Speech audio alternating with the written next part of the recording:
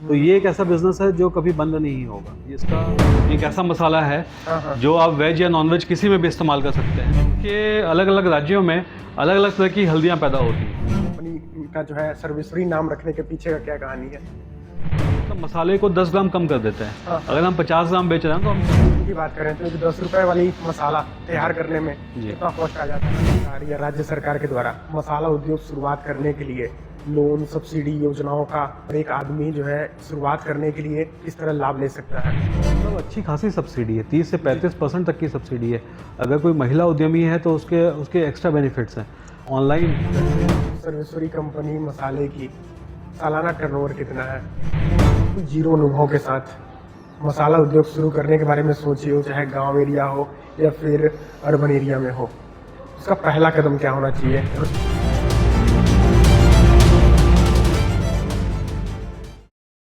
नमस्कार, प्रणाम। एक शानदार नए वार्तालाप में आपका स्वागत है।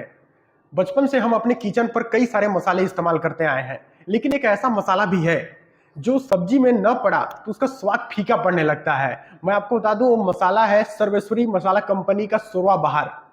और इसके साथ ही मैं आपको बता दूं कि हम पहले कभी नहीं सोचे थे कि सर्वेश्वरी मसाला कंपनी के डायरेक्टर से मिलने का जो है मौका मिलेगा, लेकिन आज ईश्वर की कृपा और आप सभी के सहयोग से जो है कि सर्वेश्वरी मसाला कंपनी के डायरेक्टर मिस्टर राजकृति जायसवाल जी के जो है साथ बैठे हुए हैं। और बहुत बहुत स्वागत है राजकृति जायसवाल जी आपका। कैसे हैं आप? मैं बढ़िया हूँ।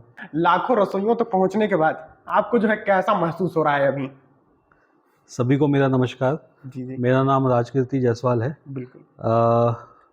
लाखों रसोइयों तक पहुंचने के पीछे मेरा तो बहुत थोड़ा सा योगदान है, क्योंकि बहुत वर्ष नहीं हुए मुझे इस काम को देखते हुए। लेकिन हाँ, इसके पीछे मेरे दादा, चाचा, दादी और सबसे बड़ा योगदान मेरे दादाजी का रहा, स्वर्गीय श्री सुरेंद्र जायसवाल, जी जी जिन्होंने अपनी चलती हुई वकालत को छोड़कर इस मसाला उद्योग का स्थापना किया सन 1973 में।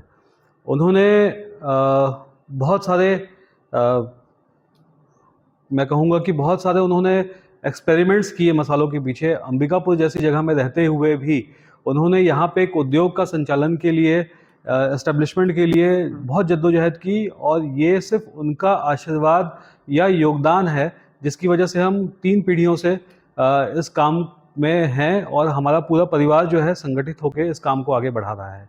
बिल्कुल। तो लाखों रसोइयों के में पहुंचने के लिए मैं मतलब खुद को श्रेय ना देते हुए अपने परिवार के फोर फादर्स को इसका श्रेय देता हूँ। बिल्कुल बिल्कुल। तो बड़े भैया जो है कि सर्वेश्वरी मसाला कंपनी का जो है शुरुआत कब और कैसे हुई थी? जी, सर्वेश्वरी मसाला जो है, मेरे दादाजी स्वर्गीय श्री सुरेंद्र देव जायसवाल, जी। जो कि सरगुजा के एक अच्छे क्रिमिनल लॉयर भी थे। अच्छा काफ़ी नामी क्रिमिनल लॉयर थे। जी जी और उन्होंने 14-15 साल की अपनी प्रैक्टिस के बाद, क्योंकि उनकी इंग्लिश बहुत अच्छी थी, इलाहाबाद यूनिवर्सिटी से उन्होंने लॉ की पढ़ाई की हुई थी। अच्छा। तो उन्होंने अपने अनुभव से या अपने जो उनका जो स्ट्रेंथ था, कैलिबर था, उसकी वजह से उन्होंने सरगुजा में रहते हुए इतने बड़े उद्योग की स्थापना के बारे में सोचा। आई थिंक सिंस 1973 में, वैसे तो देखिए, मतलब कोई भी उद्योग होता है ना, उसकी स्थापना के पीछे बहुत लंबा टाइम लगता है, क्योंकि आपको कोई फॉर्मूले बनाने होते हैं, कई मशीनों का जुगाड़ करना पड़ता है, जगह की व्यवस्था करनी पड़ती है, कैपिटल का जुगाड़ करना पड़ता है। बट ये जो हमारी कंपनी है, ये बेसिकली एस्टेब्लिश्ड, हम इसकी स्थापना दिवस मनाते हैं कार्तिक पूर्णिमा के दिन, गुरु गोविंद सिंह देव जी के, गुरु नानक जी के जन्मोत्सव जयंती पर, कार्तिक पूर्णिमा के दिन जो है हम इसकी स्थापना दिवस मनाते हैं। और इसकी स्थापना जो है, मतलब मेरे ग्रैंडफादर ने की थी। उन्होंने सबसे पहले शोरवा बहार, जो आज की तारीख में भी सबसे ज़्यादा पॉपुलर मसाला है और जो सबसे ज़्यादा डिमांड किया जाता है, और दूसरा भुजिया बहार, जो कि सूखी सब्जियों का मसाला है। अच्छा। इसका भी अच्छा खासा डिमांड है होटल इंडस्ट्री में भी और घर के यूसेज में भी। तो दादाजी ने इन 2 मसालों के साथ साथ हल्दी, मिर्च, धनिया, क्योंकि उस समय ये जो कोल माइंस एरिया है हमारा छत्तीसगढ़ का, उस समय यहाँ पे कोई भी उद्योग नहीं था। आप ये भी कह सकते हैं कि उन्होंने पूरे इस संभाग में पहला, सरगुजा संभाग जो था पुराना, वहाँ पहला पल्वराइजर मशीन यूज़ किया। अच्छा। पल्वराइजर मशीन वो होता है, जैसे आप देखते होंगे कि चक्की होती है जिसमें आटा पीसा जाता है, वो पत्थर के होते हैं। हम्म। पल्वराइजर वो होता है जिसमें एक लोहे का मशीन का इस्तेमाल किया जाता है हाँ। किसी भी चीज को ग्राइंड करने के लिए। तो उन्होंने अपने अनुभवों से और अपने स्किल का इस्तेमाल करते हुए कई सारी मशीनें बॉम्बे से, कोयम्बटूर से और कई जगहों से मंगा के इसका एस्टेब्लिशमेंट किया 1972-73 में। हम्म। और शुद्ध मसाले बिल्कुल, मतलब जो जहाँ पैदा होता है हाँ हाँ। वहाँ से हल्दी, मिर्च, धनिया का एक बेसिक उन्होंने खरीदी शुरू की। और उसके बाद जो हम उन्होंने जो एक मसाला डेवलप किया था, शोरवा बहार या भुजिया बहार, जिसमें लगभग 20 से 25 मसाले पड़ते हैं, हाँ हाँ। तो वो उन सारे मसालों का 1972-73 में सरगुजा में लाना, उनका प्रोसेसिंग करना और उनका एक फॉर्मूला तैयार करके फिर मार्केट में डिस्ट्रीब्यूट करना, ये दादाजी ने 1972-73 में शुरू किया अपनी वाइफ और अपने बच्चों के साथ मिलकर। बिल्कुल। मान लीजिए सर्वेश्वरी कंपनी का जो है, सर्वेश्वरी नाम रखने के पीछे का क्या कहानी है? दादाजी, मुझे जहाँ तक पता है, जी जी। जो सर्वेश्वरी समूह है, हाँ हाँ। जो अवधूत भगवान राम जो थे, हाँ हाँ। उनसे दादाजी का संपर्क हुआ था अपने एक मित्र के घर पर। हाँ हाँ। और दादाजी उनसे बहुत प्रभावित हुए थे। और जो सर्वेश्वरी माँ है, अभी आपने सोगड़ा जसपुर में देखा होगा, सर्वेश्वरी माँ का एक वो है, आश्रम है। आश्रम। तो वहाँ पे मतलब दादाजी उससे प्रभावित हुए थे। और वो जो अवधूत भगवान राम थे, उन्होंने दादाजी को ये कहा कि तुम अपना ये जो नया काम है, 1972-73 की बात है ये, अच्छा। कि उन्होंने ये सजेस्ट किया कि तुम अपना नया काम इस नाम से शुरू करो। तो मुझे जहाँ तक जानकारी है, उन्होंने ये नाम जो है का चयन जो है इस तरह से किया था। अच्छा, जब दादाजी शुरुआत किए थे 1973 के दौर पे, तो उस समय के आपको चुनौतियों के बारे में कुछ बताएं? हाँ, मतलब चुनौतियाँ तो बहुत थी। जी। आप देखिए कि बेसिकली यहाँ ना ट्रेन की कनेक्टिविटी तो अभी हम जब थोड़े बड़े हो गए तब जाके यहाँ पे ट्रेन आया है। फ्लाइट तो अभी इस दौर में हम फ्लाइट देख रहे हैं कि हाँ, अभी फ्लाइट शुरू हो गया हाँ हाँ। 2026 में। मतलब उस दौर पे तो बस कनेक्टिविटी, रोड कनेक्टिविटी ही प्रॉपर नहीं थी। बाकी चीज़ें तो छोड़िए, मतलब ऐसा भी नहीं था कि अंबिकापुर हर जगह से बहुत ज़्यादा जुड़ाव रखता है। आपका ट्रेन भी चलता था तो एक आध ट्रेन चलता था उस टाइम पे विश्रामपुर से, वो भी। अच्छा। और जो कनेक्टिविटी थी सिर्फ बाई रोड थी, है ना। तो कनेक्टिविटी के साथ साथ यहाँ पे किसी भी चीज़ का सप्लाई मिल पाना, कोई भी मशीन का यहाँ तक सप्लाई आ जाना बहुत बड़ी बात थी, बहुत ही बड़ी बात थी। हाँ हाँ। क्योंकि कोई ट्रांसपोर्ट सिस्टम भी इतना ज़्यादा डेवलप्ड नहीं था, गिने चुने ट्रांसपोर्ट थे। और बहुत जद्दोजहद करके आपको वो चीज़ें ट्रकों में लोड करा के बॉम्बे से या किसी भी जगह से आपको यहाँ पे लाना पॉसिबल हो पाता था। मेरे ख्याल से आसपास की जो मंडियाँ थी, हाँ हाँ। कटनी हो गया या रायपुर हो गया, अब कुछ मसाले हमें यहीं से सोर्स करते थे। और कुछ जिनके हमारे अच्छे संपर्क बन चुके थे, हम उनका सोर्सिंग उनकी मंडियों से किया करते थे, जैसे महाराष्ट्र हो गया, आंध्रा हो गया या फिर राजस्थान, एमपी हो गया। तो यहाँ जहाँ तक मुझे लगता है, क्योंकि हम आज भी, अभी हम 2026 में हैं, हम आज भी बहुत सारी चुनौतियों का सामना करते हैं। हम आज अगर ऑनलाइन करना हो हमें काम, या हमें डिलीवरी वालों के साथ कुछ काम करना हो, आज भी बहुत सारी ऐसी चीज़ें हैं जो हम नहीं कर पा रहे हैं। हमें या तो रायपुर बिलासपुर तक अपना प्रोडक्ट भेजना पड़ता है। बिल्कुल। तो आज से 53-54 साल पहले it was really very difficult to send things from here to anywhere. It was, मतलब बहुत बहुत मुझे लगता है कि बहुत ज़्यादा ही उन्होंने मेहनत किया, बहुत ज़्यादा फिजिकल हार्डवर्क भी उनको करना। बड़े भैया, आपके दादाजी का जो है काम करने का तरीका कैसा रहा, जो आज भी सर्वेश्वरी मसाला कंपनी का जो है पहचान पूरे मार्केट में जी। बना हुआ है? जी, एक्चुअली मैं कहूँगा काम करने का तरीका तो मैंने दादाजी का तो अनुभव नहीं किया है, लेकिन हाँ, मैं जब उन मार्केट में जाता था हाँ हाँ। अपने मसाले लेकर, तो जो उनकी पीढ़ी के लोग थे या जिन्होंने भी उनसे माल खरीदा है या जिन्होंने भी उनका अनुभव किया है, वो हमेशा उनकी तारीफ करते थे। मतलब मुझे लगता है लोग, जबकि उन्होंने मार्केट जाना काफ़ी टाइम पहले ही छोड़ दिया था, हाँ। पापा या चाचा लोग जाते थे या फिर उसके बाद हम जाना शुरू किए। तो दादाजी ने अपना एक छाप छोड़ा हुआ था, जिसको मैं कहूँगा कि उनका जो कम्युनिकेशन स्किल था या उनका जो पर्सनल बिहेवियर था, वो इतना ज़्यादा स्ट्रांग था, इतना ज़्यादा इम्पैक्टफुल था कि लोग उनको 25 साल बाद भी आपके दादाजी कैसे हैं, मतलब वो लोग मुझसे पूछते थे, जो लोग उनके उम्र के थे या जो लोग उस टाइम पे दुकानों में बैठा करते थे, तो वो पूछते आपके दादाजी कैसे हैं। मतलब वो, मुझे ऐसा लगता था कि वो इतने इम्पैक्टफुल थे कि 25 साल बाद भी लोगों ने उनको याद याद पारिवारिक में जुड़ाव है, एक जैसे जुड़ाव जुड़ाव बना के रखा जुड़ाव था बना उन्होंने, एक्चुअली देखा जाए तो हाँ हाँ उन्होंने एक पर्सनल रिलेशन बनाया हुआ था लोगों के साथ, जी जी है ना। मतलब ये बहुत बड़ी बात है। आज के प्रोफेशनल दौर में लोग बस हाय हेलो पे जहाँ पे सिमट जाते हैं, हाँ हाँ वो दादाजी ऐसे संबंध बना के जाते थे लोगों के साथ कि वो सामने वाला आपको लंच के लिए इनवाइट करता था, या कई बार वो लोग अगर अंबिकापुर आए हैं हमारी जगह पे तो वो हमारे यहाँ खाना खा के प्रॉपर जाते थे। मतलब उन्होंने हर संबंध को बहुत अच्छे से निभाया, हर रिलेशन को उन्होंने, मतलब भले वो बिजनेस रिलेशन था लेकिन उसको एक पर्सनल रिलेशन की तरह उन्होंने निभाया है। निभाया तो मेरे ग्रैंडफादर और मेरे फादर से मुझे जो विरासत में मिला है वो यही मिला है कि आपको रिलेशंस जो हैं उनको कैसे कंटिन्यू करना है। तो ये एक बहुत बड़ी चीज़ है जो मतलब मैं अनुभव कर पाता हूँ उनका। बिल्कुल। आप जो है सर्वश्री मसाला कंपनी को कब से संभाल रहे हैं पूरी तरीके से? जी, मैंने एक्चुअली ग्रेजुएशन जो है वो होटल मैनेजमेंट किया, हम्म और उसके बाद जो भी पारिवारिक व्यवस्था थी उसके हिसाब से, क्योंकि मेरे बाकी भाई और कज़न्स जो हैं वो बाहर पढ़ाई कर रहे थे, तो मैं 2007 से लगभग अंबिकापुर में अपने बिजनेस में पूरी तरह से इन्वॉल्व है इन्वॉल्व हूँ। बिल्कुल। जब जी संभालना शुरू किए जी। तो विरासत जो है संभालना सबसे बड़ी चुनौती थी या फिर इस बिजनेस को आगे लेकर जाना चुनौती थी? दोनों ही बातें थी जी एक्चुअली। देखिए, विरासत तो ऐसा था कि जब 2007 में मैंने काम शुरू किया हाँ हाँ तो दादी का, पिताजी का, दोनों का अनुभव मेरे साथ था, हम्म दोनों मेरे साथ थे।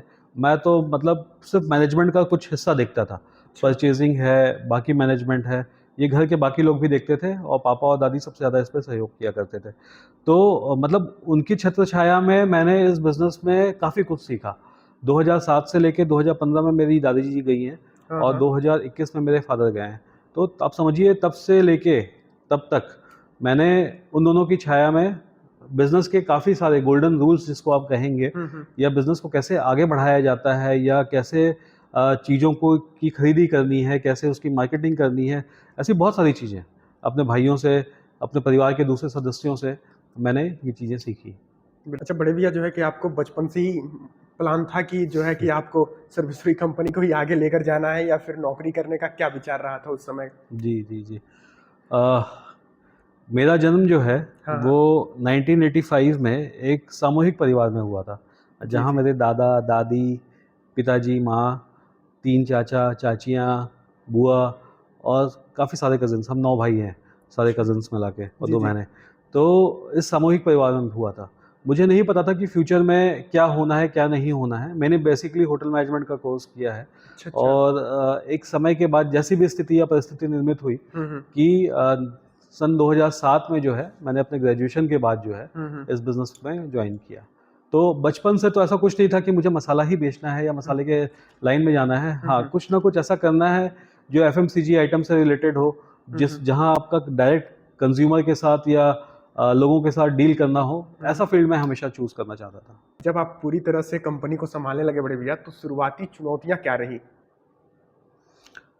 सही कहूँ तो मुझे बहुत ज़्यादा चुनौतियों का फेस नहीं करना पड़ा, जी जी क्योंकि मैंने जैसे आपको पहले भी बताया ना कि हाँ हाँ कंपनी का जो चुनौती था, हाँ हाँ जो सबसे बड़ी चुनौती थी, हम्म वो मेरे दादाजी ने फेस की होगी, हम्म है ना। इस जगह पे एक काम को शुरू करना, हम्म और मेरी जो दादी थी श्रीमती उषा जायसवाल, जी जी वो भी चीज़ों को मतलब मनी मैनेजमेंट जिसको कहते हैं ना, हाँ वो हाँ मेरी दादी का बहुत स्ट्रांग था, बहुत ज़्यादा स्ट्रांग था। हाँ हाँ मतलब उन्होंने जीरो से लाखों करोड़ों की चीज़ें एस्टेब्लिश की, हम्म है ना। मतलब उनके स्ट्रगल को अब मैं बहुत ज़्यादा बयान तो नहीं कर पाऊँगा, लेकिन हाँ, मतलब मैंने उनका मनी मैनेजमेंट देखा है हाँ कि वो, अगर दादाजी मेरे जो भी कमाई करते थे, वो खुद हम्म बताती थी कि दादाजी की जो भी अर्निंग होती थी, वो हमेशा उसमें से मैक्सिमम अमाउंट सेव करके चलती थी।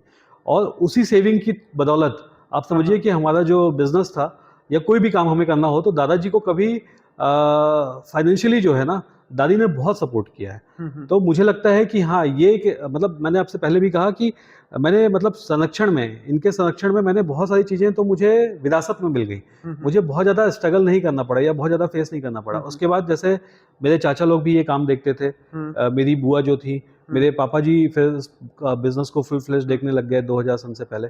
तो इन सब की छत्र छाया में जो है ना, मतलब हम्म मुझे बहुत ज़्यादा स्ट्रगल का सामना नहीं करना पड़ा।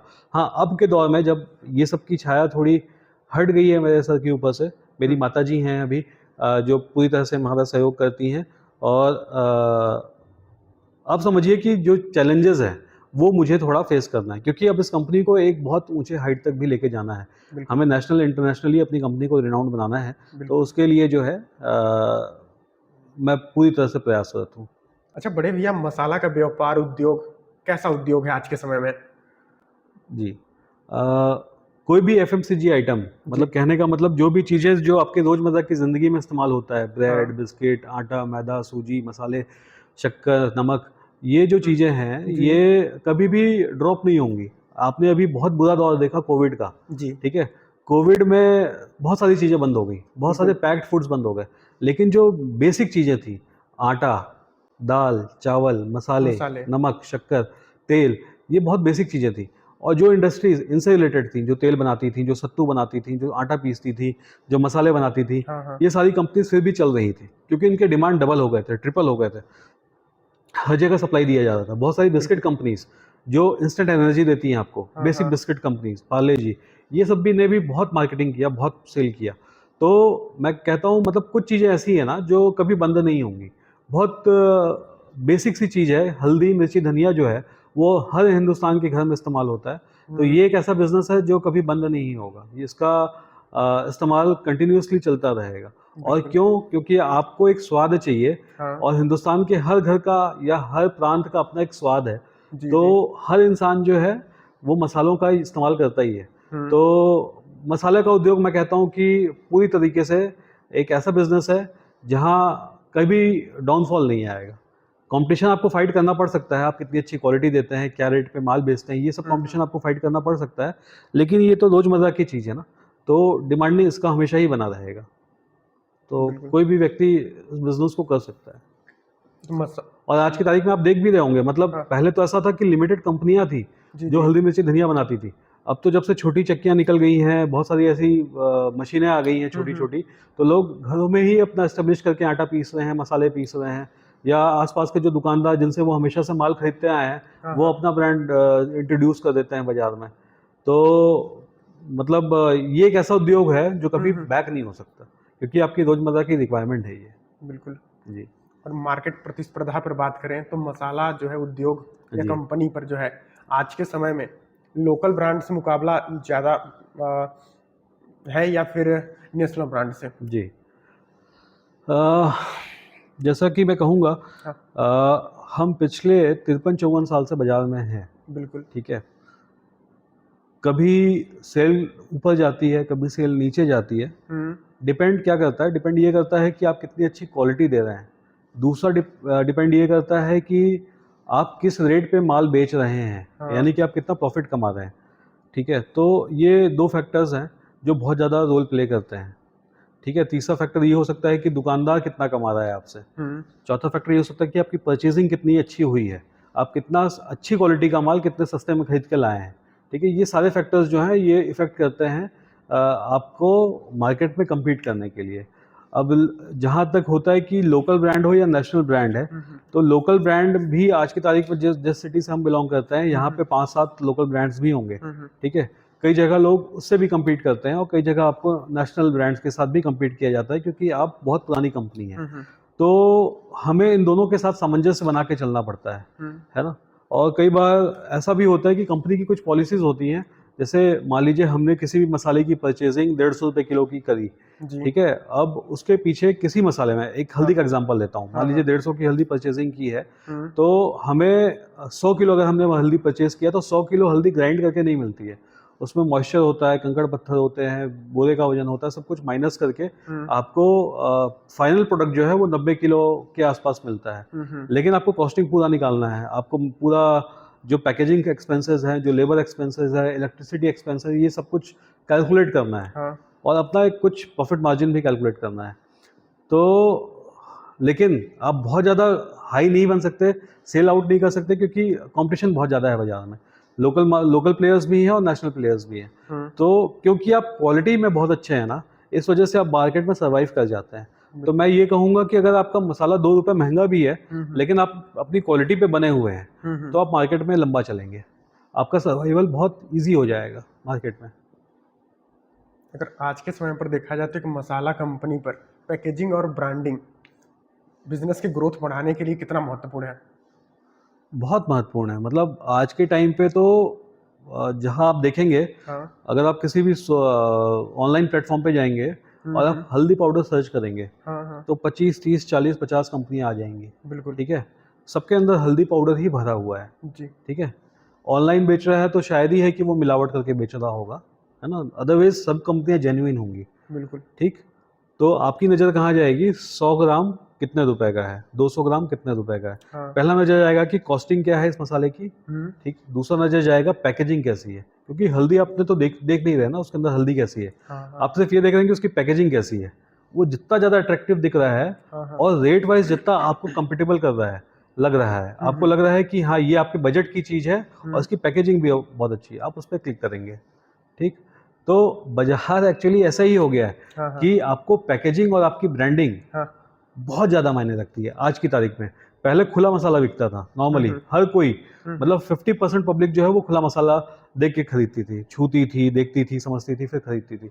अब ऐसा नहीं है, ब्रांडिंग हो गया है ना। और पहले की पन्नियों में भी, मतलब हमारा ही मसाला जब एक टाइम तक, मेरे ख्याल से 95, 97 तक जो है प्लास्टिक ट्रांसपेरेंट पन्नियों में बिकता था। हाँ। तो लोग बाहर से भी देख लेते थे कि हल्दी का कलर कैसा है, मिर्चा का कैसा है, धनिया का है कैसा है। अभी भी कुछ मसाले बिकते हैं। तो लेकिन अब ना लोग ज़्यादातर पैकेजिंग देखते हैं, हाँ, हाँ। कितनी अच्छी पैकेजिंग है, उसमें जिप लॉक है, उसका पैकेजिंग कैसा है, बॉक्स में है कि नहीं, पाउच में है, कैसा है, जो भी जैसा भी उनका प्रेफरेंस है। तो packaging and branding is the biggest, I will say कि दैट इज द बिगेस्ट, एक वो है जिसकी वजह से आपका प्रोडक्ट जो है सेल होगा। ये बहुत इंपॉर्टेंट रोल प्ले करता है आपका। जी। अभी वर्तमान में आपकी सर्वेश्वरी मसाला की कंपनी कितनी प्रोडक्ट बना रही है? अभी इस साल हमने जी। लगभग 20 से 25 नए प्रोडक्ट चालू किए। अच्छा। कुल मिला के आप कह सकते हैं कि 50 से 60 प्रोडक्ट जो है कंपनी अभी मैन्युफैक्चरिंग कर रही है। भैया, सर्वेश्वरी मसाला कंपनी के सबसे डिमांडेड और सबसे ज़्यादा बिकने वाले 5 ऐसे प्रोडक्ट के बारे में बताइएगा। जी, सबसे पहले तो जो हमारा नींव है, अब मैं बोलूँगा, या सबसे ज़्यादा जो एक दादाजी की मेहनत है, या जिसके बदौलत ये कंपनी का सबसे ज़्यादा सेल या प्रोडक्ट जो हमारा है, वो है शोरवा बहार। जी जी।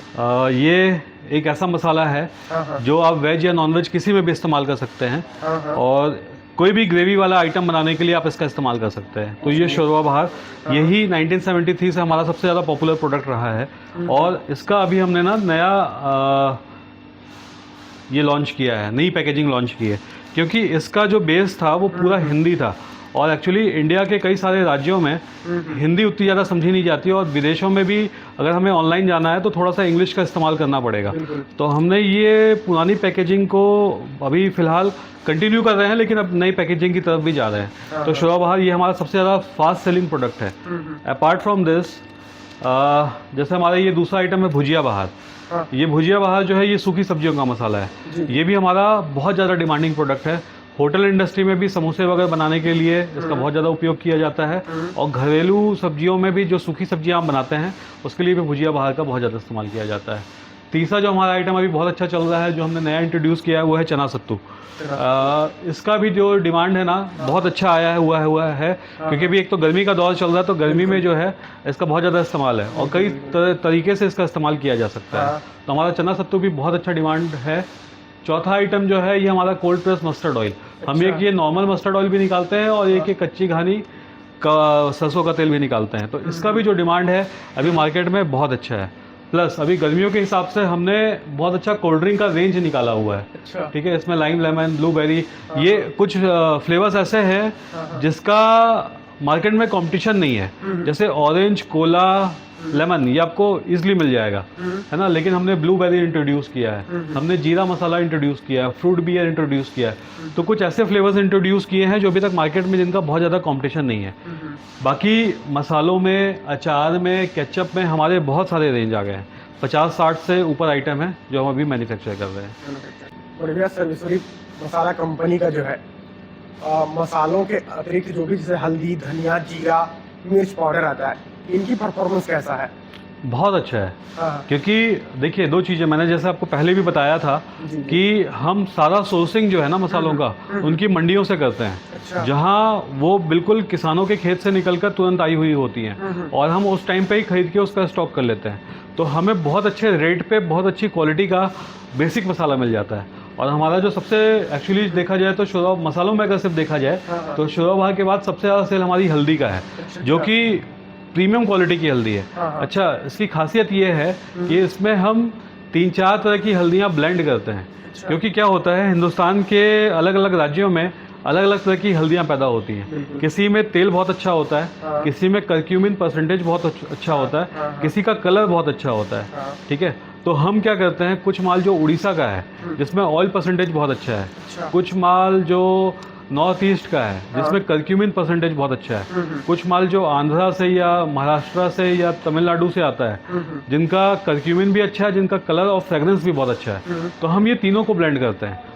इस ब्लेंडिंग की वजह से क्या होता है कि आप जब हल्दी को डालते हैं तो आपको एक पर्याप्त मात्रा में तेल, एक अच्छा खासा कर्क्यूमिन क्या है, कर्क्यूमिन एक्चुअली बेसिकली जितना हाईएस्ट कर्क्यूमिन है ना, वो उतने ज़्यादा मेडिसिनल पर्पस के लिए काम आता है, वो उतना ज़्यादा अच्छा माना जाता है और वो नॉर्थ ईस्ट की हल्दियों में होता है, लेकाडोंग बोलते हैं जिसको। तो हम उसका परसेंटेज और कई राज्यों का परसेंटेज मिला के हम अपना हल्दी पाउडर तैयार करते हैं। सेम मिर्ची है, मिर्ची में भी हम बिल्कुल तीखी वाली मिर्च और ऐसी मिर्च बड़ी फली वाली जिसका कलर बहुत अच्छा है, दोनों को मिला के ब्लेंड करते हैं। अच्छा। हमारा जो धनिया पाउडर है इसमें भी हम जो सिंगल पैरेट या डबल पैरेट धनिया होता है जो बिल्कुल प्रीमियम ग्रीन कलर का होता है, और वो खड़ा धनिया, दाल नहीं, खड़ा धनिया हम इसका इस्तेमाल करते हैं। जब वो फूटता है तो उसके एक अलग फ्रेगरेंस क्रिएट होता है। तो हमारी हल्दी, मिर्ची, धनिया तीनों का सेल जो है वो बहुत ही अच्छा है। अपार्ट फ्रॉम दैट हमारे पास जीरा पाउडर, काली मिर्च पाउडर, अमचूर पाउडर, हमारा अमचूर का सेल भी बहुत अच्छा है। अमचूर भी जो है हम जैसे आम होता है ना, तो आम के अंदर का जो हार्ड पार्ट है वो भी निकाल देते हैं, उसका छिलका भी निकाल देते हैं, और बीच का जो पल्प है और वही वाइट पल्प सिर्फ वो ग्राइंड करता है। तो हमारा ये प्रोडक्ट भी बहुत प्रीमियम प्रोडक्ट है। ठीक है जी। अच्छा, आपकी सर्वेश्वरी कंपनी जो है शुद्धता बनाए रखने के लिए कितना सख्त है? मतलब देखिए, जैसे इस कंपनी को मेरे ख्याल से 53-54 साल हो गए। बिल्कुल। सिर्फ क्वालिटी और इसकी शुद्धता ही इसका प्रमाण है कि आज तक ये कंपनी बढ़ रही है, घट नहीं रही है। कहीं ना कहीं हम थोड़ा रेट बढ़ा लेते हैं, लेकिन हम कभी क्वालिटी से या इसकी शुद्धता से कभी कॉम्प्रोमाइज़ नहीं करते हैं। जो फॉर्मुलेशन मेरे दादाजी ने शुरू किया था मसालों में, उस समय तो ऐसा होता था कि हिंदुस्तान में उतना ट्रैवलिंग इजी नहीं था। अच्छा। तो हम मंडियों से माल खरीदते थे, मतलब जैसे दिल्ली की मंडी है जहाँ 8-10 मसाले मिल जाते हैं, कटनी मंडी था, रायपुर मंडी था। अब ऐसा दौर है कि आप कहीं भी आ जा सकते हैं ना, फॉरेन भी जा सकते हैं, वहाँ से भी अपनी कनेक्टिविटी बना सकते हैं। तो हम सारा सोर्सिंग वहाँ की लोकल मंडियों से करते हैं। ठीक है, जैसे बे लीफ हो गया, बे लीफ पहले हम लोकल कंपनियों से खरीदते थे, स्टोन फ्लावर हो गया वो लोकल कंपनियों से खरीदते थे। अब सीधा जहाँ पे ये पैदा होता है हम डायरेक्ट वहाँ से मंगाते हैं, तो हमें क्वालिटी भी बहुत अच्छी मिलती है और रेट भी बहुत अच्छा मिलता है। तो ये इसकी वजह से जो है हमारी गुणवत्ता जो है और जो क्वालिटी है वो बरकरार है। पहले की तुलना में आज भी आपको वही खाने को मिलेगा जो 2 पीढ़ियाँ पहले आपको मिलती थी। स्वाद और खुशबू वही बना है। जी। दावत और नकली भरी दौर में मसालों के अगर हम बात करें, मसालों, धनिया, मिर्च और अन्य सारे प्रोडक्ट्स की, तो ग्राहकों का भरोसा कैसे बनाए हुए हैं? जी, देखिए, जो सबसे ज़्यादा इस्तेमाल होने वाले हमारा आइटम है वो है हल्दी, मिर्ची और धनिया। ठीक है, हमने इन मतलब वैसे तो सब मसाले ही टेस्ट होते हैं, हमने खुद का लैब सेटअप किया हुआ है। अच्छा। हम जो भी चीज़ ग्राइंड करते हैं उसकी पहले लैब टेस्टिंग करते हैं, और लैब टेस्टिंग में पास होने के बाद ही उस बैच को हम पैकेजिंग की तरफ वो करते हैं। अगर उसमें किसी कारण मॉइस्चर ज़्यादा निकला या किसी भी तरह का कुछ भी फॉल्ट निकलता है तो हम उसको पहले पूरी तरह से रेक्टिफाई करते हैं, उसको सुधार करते हैं, उसके बाद उसको पैकेजिंग में डालते हैं। तो हमने एक तो वो अपना खुद का लैब सेटअप किया हुआ है सेल्फ सेटिस्फैक्शन के लिए, ताकि हम ग्राहक को अच्छे से अच्छी चीज़ प्रोवाइड कर सके। दूसरा, हमने गवर्नमेंट की बहुत सारी लाइसेंसिंग ले रखी है, जहाँ पे एक रेगुलर इंटरवल के बाद हर समय हमारे प्रोडक्ट की जांच होती है। हमने एगमार्क का लाइसेंस लिया हुआ है, हमने ISO सर्टिफिकेशंस बहुत सारे लिए हुए हैं, HACCP सर्टिफिकेशंस लिए हुए हैं, जहाँ पे कंपनी का अपकीप और प्रोडक्ट का क्वालिटी दोनों की बराबर जांच होती रहती है। तो मतलब कुल मिला के जो है क्वालिटी पे हम किसी भी तरह का कॉम्प्रोमाइज़ नहीं कर रहे। क्या जो है आपने कभी मुनाफा जो है छोड़कर गुणवत्ता को चुना है? मैंने हमेशा गुणवत्ता को ही चुना है।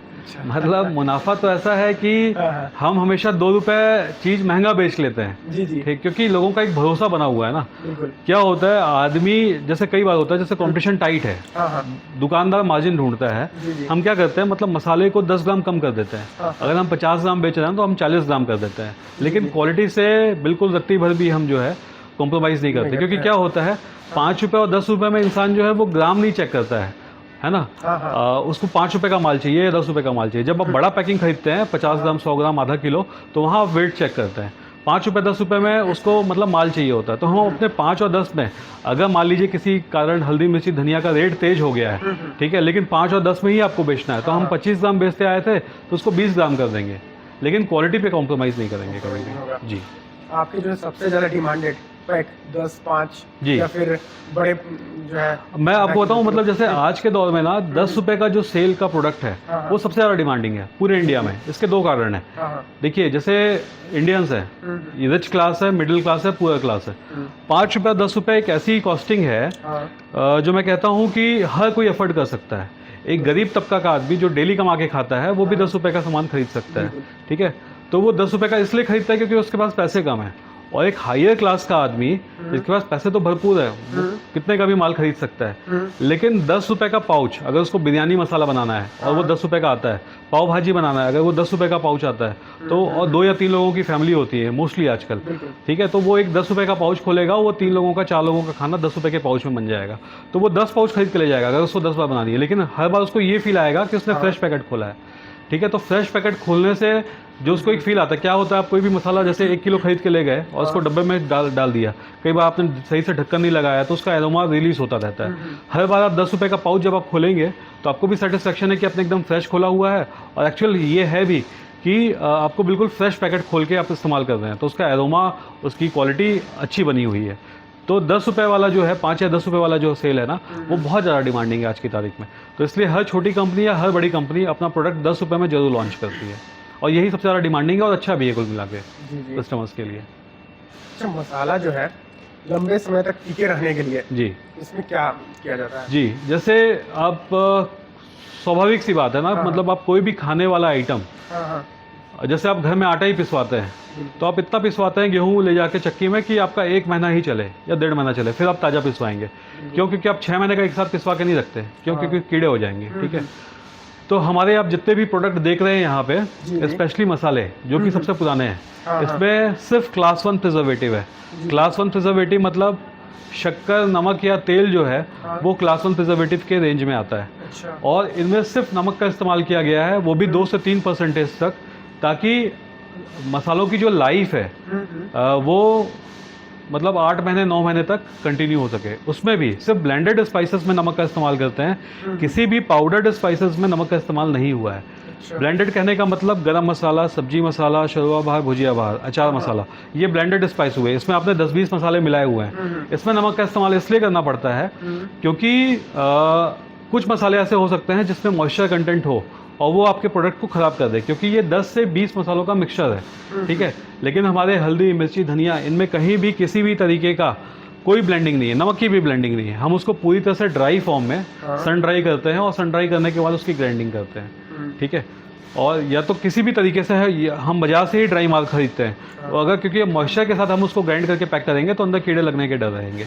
तो 9 महीना टिकाने के लिए उसका सबसे अच्छा उपाय यही है कि आप कोई भी पाउडर स्पाइस अगर आप तैयार कर रहे हैं तो उसको पूरी तरह से ड्राई कर लीजिए, ड्रायर में या सन ड्राई करके, और फिर आप उसका इस्तेमाल कीजिए। जी। बड़े छोटे शहर के जो मसाला उद्योग है, शुरुआती समय में सबसे बड़ी चुनौतियाँ क्या रहती हैं? जी, छोटे शहरों में कोई भी उद्योग चलाना जी काफ़ी चुनौतीपूर्ण होता है as compared to big cities. हाँ। सबसे पहले बात करूंगा मैं लेबर की। हाँ। आपको ना छोटे शहरों में स्किल्ड लेबर जल्दी नहीं मिल पाते। आपको लेबर बहुत मिल जाएंगे क्योंकि गांव में बेरोजगारी है ना, लेकिन मैं बात कर रहा हूँ स्किल्ड लेबर की। अगर आपने कोई अच्छी मशीन एस्टेब्लिश की है तो उसके लिए आपको स्किल्ड लेबर मिलना बहुत तकलीफ दे हो जाता है। तो कई बार ऐसा होता है कि हम कंपनीज के साथ बात करते हैं कि भैया सप्लाई भी आप ही देंगे लेबर का, और फिर उसको सारी सुख सुविधाओं के साथ यहाँ पे आपको रखना पड़ता है। मेरे यहाँ भी ऐसा है कि बहुत सारी टेक्निकल मशीनें हैं या ऑटोमेटिक मशीनें हैं जिनका ऑपरेशन के लिए मुझे बहुत जद्दोजहद करना पड़ा, जिसके लिए मुझे बाहर से लोगों को बुला के क्वार्टर में मतलब अपने खर्चे पे उनको रहना खाना सारी व्यवस्था देके उनको यहाँ पे रखना पड़ता है। तो सबसे ज़्यादा प्रॉब्लम है छोटे शहरों में स्किल्ड लेबर की। दूसरा, आपको सिटी पॉलिटिक्स का बहुत ज़्यादा सामना करना पड़ता है। क्या होता है छोटे शहरों में, हालांकि ये बड़े शहरों में भी है कि व्यापारियों का अपना एक ग्रुप बना होता है। कई बार कुछ कम्युनिटी वाले लोग क्या करते हैं कि वो अपना एक ग्रुपिज्म बना के आपके प्रोडक्ट को बॉयकॉट कर देते हैं, ठीक है। तो कई बार आपको लोकल पॉलिटिक्स भी कई बार फाइट करना पड़ता है। ये चीज़ भी एक छोटे शहरों का ड्रॉबैक है। और जैसा देखा जाए तो आपका कोई भी चीज़ जो आपको यहाँ पे मंगाना है, आपका ट्रांसपोर्टेशन कॉस्ट एक्स्ट्रा बियर करता है। जैसे आप इमेजिन कीजिए कि यही कंपनी अगर दिल्ली में होती या रायपुर में ही होती, ठीक है, तो आपको प्रिंटर लोकल मिल जाता, आपको पैकेजिंग मटेरियल प्रिंट करने वाला लोकल मिल जाता, आपको बहुत सारे मसालों के सप्लायर लोकल मिल जाते, आपको बहुत बेसिक सारी चीज़ें 50% चीज़ें आपको लोकल ही व्यवस्था हो जाती। प्लस आपका जो सप्लाई चेन है माल बनने के बाद या आने का, वो सप्लाई चेन आपका बहुत ईजी होता, क्योंकि वहाँ पे दुनिया भर के ट्रांसपोर्टर्स बैठे हुए हैं और बहुत ईजी है। मतलब सिटी में कोई भी काम ऑपरेट करना बहुत ईजी है, या वो डिलीवरी हो या परचेजिंग हो, दोनों में जो है मेट्रो के कंपैरिजन में छोटे शहरों में इन चीज़ों का बहुत बड़ा एक डिफ़िकल्टी है जो आपको फेस करना पड़ता है। क्योंकि हम कई बार ना ऐसा होता है कि जब तक आपकी फुल गाड़ी माल नहीं हो रही है या आपकी चीज़ें भैया अभी तो 2 दिन बाद निकल पाएगा क्योंकि उतना माल ही नहीं है हमारे पास कि हम डिस्पैच कर पाएँ, ये प्रॉब्लम्स आपको फेस करना पड़ता है। तो छोटे शहरों में ट्रांसपोर्टेशन का बहुत प्रॉब्लम है, स्किल्ड लेबर का बहुत प्रॉब्लम है, लोकल पॉलिटिक्स का बहुत प्रॉब्लम है। प्लस क्या है सबसे बड़ी चीज़, आप अंबिकापुर की पॉपुलेशन 2 लाख है, ठीक है, दिल्ली की पॉपुलेशन बहुत होगी, मतलब 10 गुना होगी, 20 गुना होगी, ठीक है। अब आपका जो कस्टमर बेस है छोटे शहर में वो बहुत कम है। अगर मैं दिल्ली में बैठा होता आज या रायपुर में बैठा होता, मेरा ऑटोमेटिकली कस्टमर बेस बहुत बड़ा क्रिएट हो गया होता, है ना। वहाँ ऑटोमेटिकली मतलब ऐसा होता कि मेरा प्रोडक्ट अगर कोई जानता है, मैं शालीमार बाग में बैठा हूँ या दिल्ली के किसी इलाके में कहीं भी बैठा हूँ, मैं एक सप्लाई चेन की तरफ पूरी दिल्ली में इतने बड़े कस्टमर बेस पे अपना माल सप्लाई दे पाता, बहुत ईजी वे में कर दे पाता। लेकिन अंबिकापुर में कैसा है कि आपका कस्टमर बेस 2 लाख का ही है, 2 लाख में भी मुश्किल से 10,000 लोग 5,000 लोग आपका मसाला खाते हैं, ठीक है। यहाँ 5,000 लोग खाते हैं, वहाँ 5 लाख लोग खाते हैं। तो स्वाभाविक है ना कि अभी मैं जितना मेहनत करके 5 लाख लोगों को खिलाऊंगा वो सिर्फ दिल्ली में कंजप्शन हो जाता 5 लाख लोगों का। तो आपका कस्टमर बेस बहुत पुअर है छोटे शहरों में। तो ये थोड़े से ड्रॉबैक्स हैं। बाकी बेनिफिट्स भी हैं, बहुत सारी अच्छी चीज़ें भी हैं। मतलब जैसे यहाँ उतना ज़्यादा ड्राइविंग सिस्टम नहीं है आप बोल सकते हैं, या अब कम खर्चे में आपका प्रोडक्शन जो है वो हो जाता है क्योंकि लेबर कॉस्टिंग थोड़ा सस्ता है यहाँ शहरों में की तुलना में, है ना। बाकी हमने सोलर प्लांट सेटअप किया हुआ है तो उससे आपकी बिजली कटौती भी हो जाती है। तो कुछ चीज़ों में फ़ायदा है, लेकिन मेजर ग्राउंड पे देखा जाए तो नुकसान है। हाँ। जी, ये जो है कि लोकल पॉलिटिक्स के बारे में थोड़ा बताइएगा बढ़िया से। नहीं, लोकल पॉलिटिक्स ऐसा है कि जैसे कई बार क्या होता है ना, जैसे लोग जो है वो ग्रुप फॉर्म करते हैं। अगर उनको किसी प्रोडक्ट को बाजार से बाहर करना है तो वो लोग क्या करते हैं कि वो या किसी प्रोडक्ट को सपोर्ट करना है, तो जो समिति वाले हैं या जो व्यापार मंडल है वो अगर उसमें से कोई आदमी कोई बिजनेस शुरू कर रहा है, व्यापार मंडल का कोई पदाधिकारी है, अगर वो कोई बिजनेस शुरू कर रहा है तो लोग उसको सपोर्ट करने लग जाएंगे। उनका पर्सनल बेनिफिट हो, उनका रिलेशन हो, कास्टिज्म हो या जो भी हो, ठीक है, और आपके प्रोडक्ट को वो बॉयकॉट करना चालू कर देंगे। तो छोटे शहरों में ये थोड़ा सा जो है ये ड्रॉबैक मुझे देखने और समझने में आता है। अदरवाइज क्योंकि बड़े शहरों में ये चीज़ें नहीं हो पाएगी इफेक्टिव, क्योंकि उनका उस एरिया में पकड़ हो सकता है लेकिन वो पूरे सिटी पे ऐसा कवरिंग नहीं कर पाते। छोटे शहरों में क्या होता है, अगर आपके 20-25 दुकानदार, मेजर दुकानदार अगर आपके माल को बॉयकॉट कर दिए तो आपको वो नुकसान देता है, काफ़ी अच्छा बड़ा नुकसान देता है। जी, अगर कॉस्टिंग की बात करें तो 10 रुपए वाली मसाला तैयार करने में कितना कॉस्ट आ जाता है, मैन्युफैक्चरिंग कॉस्ट? जी, 10 रुपये वाला मसाला तैयार करने के पीछे डिपेंड करेगा ना, मतलब हर ये सब आइटम 10 रुपये के मान के चलिए, ठीक है। किसी में कोई 5 रुपये का भी तैयार हो गया है, कोई 6 रुपये का भी हुआ है, कोई 7 रुपये का भी हुआ है। तो क्या होती है, कंपनी के पास जब बहुत सारे प्रोडक्ट होते हैं ना तो वो थोड़ा कहीं ना कहीं कॉम्प्रोमाइज़ कर लेता है रेट के साथ, क्योंकि क्वालिटी के साथ तो नहीं कर सकता, लेकिन उसको मालूम है कि शोभा बाहर बहुत बिकने वाला आइटम है, ठीक है, तो वो उसमें मार्जिन ना कमा करके दूसरे प्रोडक्ट में मार्जिन कमा लेगा, वैसा है। तो मतलब 10 रुपये वाले प्रोडक्ट का कोई ऐसा फिक्स वो नहीं बोल सकता मैं कि इतना ही मार्जिन मिलता है। आज की तारीख में हल्दी 150 रुपये किलो है, धनिया 150 रुपये किलो है, मिर्ची 200 रुपये किलो है, ठीक है। लेकिन 10 रुपये में मेरे को तीनों माल देना है, हाँ। ठीक है। तो अब उसमें थोड़ा मैं ज़्यादा मार्जिन कमा लूँगा हल्दी और धनिया में, मिर्ची में कम कमा पाऊँगा, क्योंकि 10 रुपये में इसको भी देना है और बहुत खाली पैकेट भी नहीं दे सकता। बिल्कुल वेट भी लगभग बराबर देना है, 5 ग्राम कम कर सकता हूँ, लेकिन ऐसा नहीं कि 15 ग्राम कम कर दिया। लेकिन रेट तो 50 रुपये किलो महंगा है, हाँ। तो कई बार ऐसा होता है कि आपने उसमें कमा लिया, इसके साथ सेट वो कर लिया, कॉम्प्रोमाइज़ कर लिया, तो आपके तीनों प्रोडक्ट जो हैं वो बाज़ार में चल गए। तो कहने का मतलब ये है कि जो रेट है या जो आपका परसेंटेज है ऑफ इनकम, वो जो है वो वेरी करता है, वो फिक्स नहीं होता किसी भी चीज़ के पीछे। जी आज के समय में देखा जाए तो कच्चे माल का लगातार कीमत बढ़ते जा रहा है जी ऐसे दौरान पे एक मसाला उद्योग जो है जी क्वालिटी और क्वांटिटी के मध्य जो है सामंजस्य कैसे बनाए जी रखना चाहिए? मैंने बताया ना आपको जैसे पहले भी कि हम क्वालिटी से बिल्कुल भी कॉम्प्रोमाइज़ नहीं करते। हम चीज़ों का ना जब एक एंड पे ऐसा होता है कि भाई अब नहीं हम प्रॉफिट कमा पा रहे हैं, अब रेट बहुत हाई हो गया, तो हम स्वाभाविक है थोड़ा रेट बढ़ा देते हैं, क्योंकि वो अगर नहीं बढ़ाएंगे तो क्वालिटी से कॉम्प्रोमाइज़ करना पड़ेगा, और क्वालिटी से कॉम्प्रोमाइज़ नहीं हो सकता। तो दो चीज़ करते हैं, या तो उसका थोड़ा सा वेट कम कर देते हैं या रेट बढ़ा देते हैं। तो ब्लेंडेड स्पाइसेस में नॉर्मली प्रॉब्लम नहीं आती, क्योंकि ये जो है ना, मतलब इसका कोई कंपटीशन नहीं है बहुत ज़्यादा।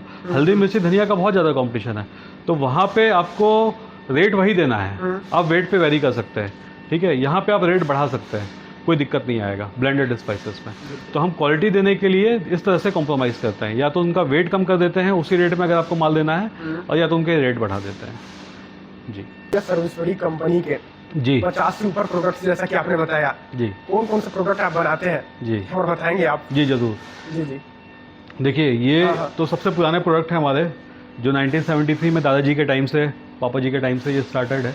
इसमें जो हमारा सबसे पॉपुलर था ये शोरवा बहार, हाँ। भुजिया बहार। हाँ। उसके बाद हमने अभी ये नया इंट्रोड्यूस किया है गरम मसाला, सब्जी मसाला है, जीरा पाउडर है, लाल मिर्च का पाउडर है, हाँ। हमारे पास अचार का मसाला है, हल्दी पाउडर है, हाँ। धनिया पाउडर है।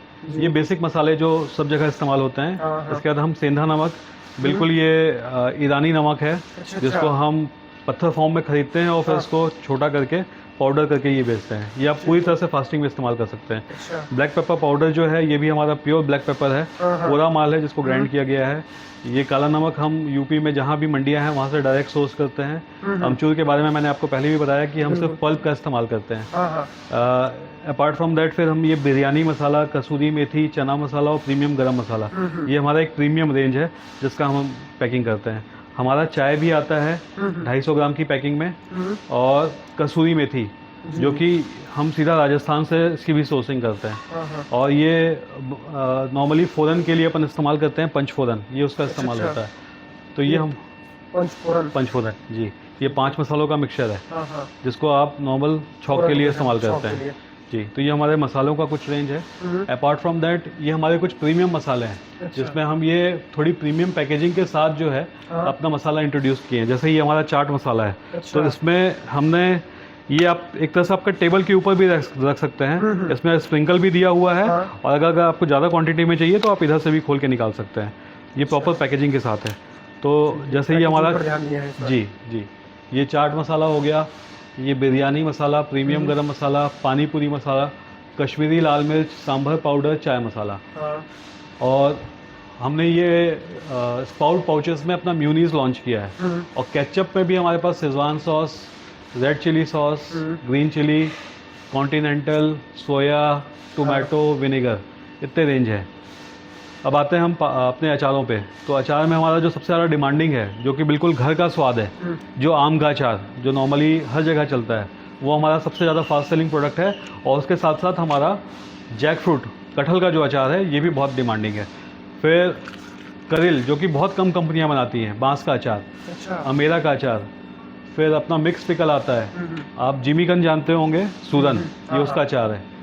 आंवले का अचार है, हरी मिर्च का अचार है, और नींबू का अचार है।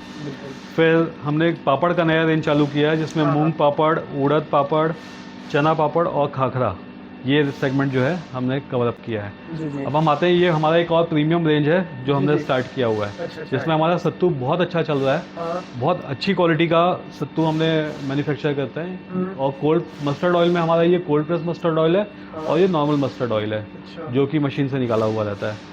फिर हमने टोमेटो पिकल, गार्लिक पिकल और मेथी पिकल, जिसमें हमारा गार्लिक पिकल जो है बहुत प्रीमियम क्वालिटी का है। जी और अब ये कोल्ड ड्रिंक का रेंज मैंने आपको पहले भी बताया, ये हमारे 6 कोल्ड ड्रिंक के फ्लेवर्स हैं। जी म्यूनीस है हमारा, एक बहुत पॉपुलर प्रोडक्ट था मैंगो जिंजर चटनी, आम अदरक की चटनी। हाँ। ये एक तरह का जिंजर होता है जिसमें आम की खुशबू होती है, अच्छा। और ये हमारा बहुत डिमांडिंग प्रोडक्ट है। और ये अदरक लहसुन का पेस्ट। तो कुल मिला के हमारे पास जो है 50 से 55 आइटम जो है हमने यहाँ पे अभी लॉन्च किया हुआ है। जी जी जी भैया, जैसे बताया 50 से ऊपर प्रोडक्ट्स देख भी लिए। जी। आपके घर में सारे सर्विसरी क्या प्रोडक्ट्स इस्तेमाल होते हैं किचन पर?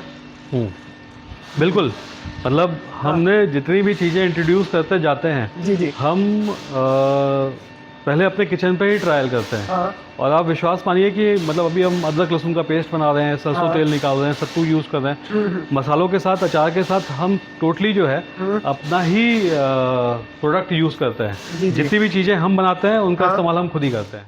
बड़े भैया, एक मसाला कंपनी शुरुआत करने की प्रक्रिया पर हम बात करें तो कौन कौन से लाइसेंस, पंजीकरण, एनओसीज के साथ जो है एक मसाला कंपनी शुरुआत किया जा सकता है? जी, लाइसेंसिंग तो देखिए कोई भी उद्योग को लगाने के लिए ना लाइसेंसिंग बहुत सारे लेने पड़ते हैं।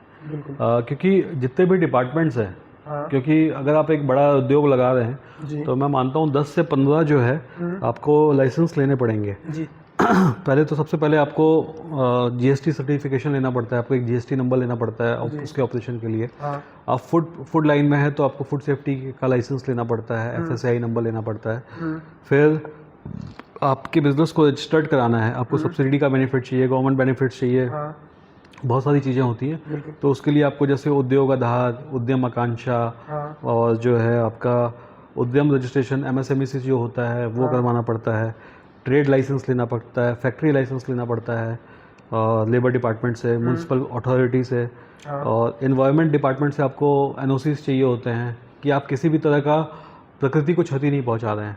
पानी जो है उसको कैसे आप मैनेजमेंट करते हैं, जो वेस्ट वाटर निकलता है उसका मैनेजमेंट कैसे हो रहा है, किसी तरह का साउंड पॉल्यूशन तो नहीं हो रहा है, ज़रूरत से ज़्यादा साउंड तो क्रिएट नहीं हो रहा है, एयर पॉल्यूशन तो नहीं हो रहा है।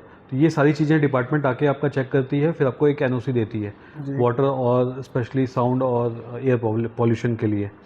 फिर आपका उद्यम रजिस्ट्रेशन होता है। हाँ फिर जैसे आपके कुछ ओनरशिप डॉक्यूमेंट होने चाहिए, जहाँ भी प्लॉट में जहाँ पे भी आप काम कर रहे हैं, तो उस प्लॉट की रजिस्ट्री, लीज डीड या जो भी चीज़ है, जिस भी नाम पे आपका प्लॉट है उसके डॉक्यूमेंट्स चाहिए होते हैं आपको।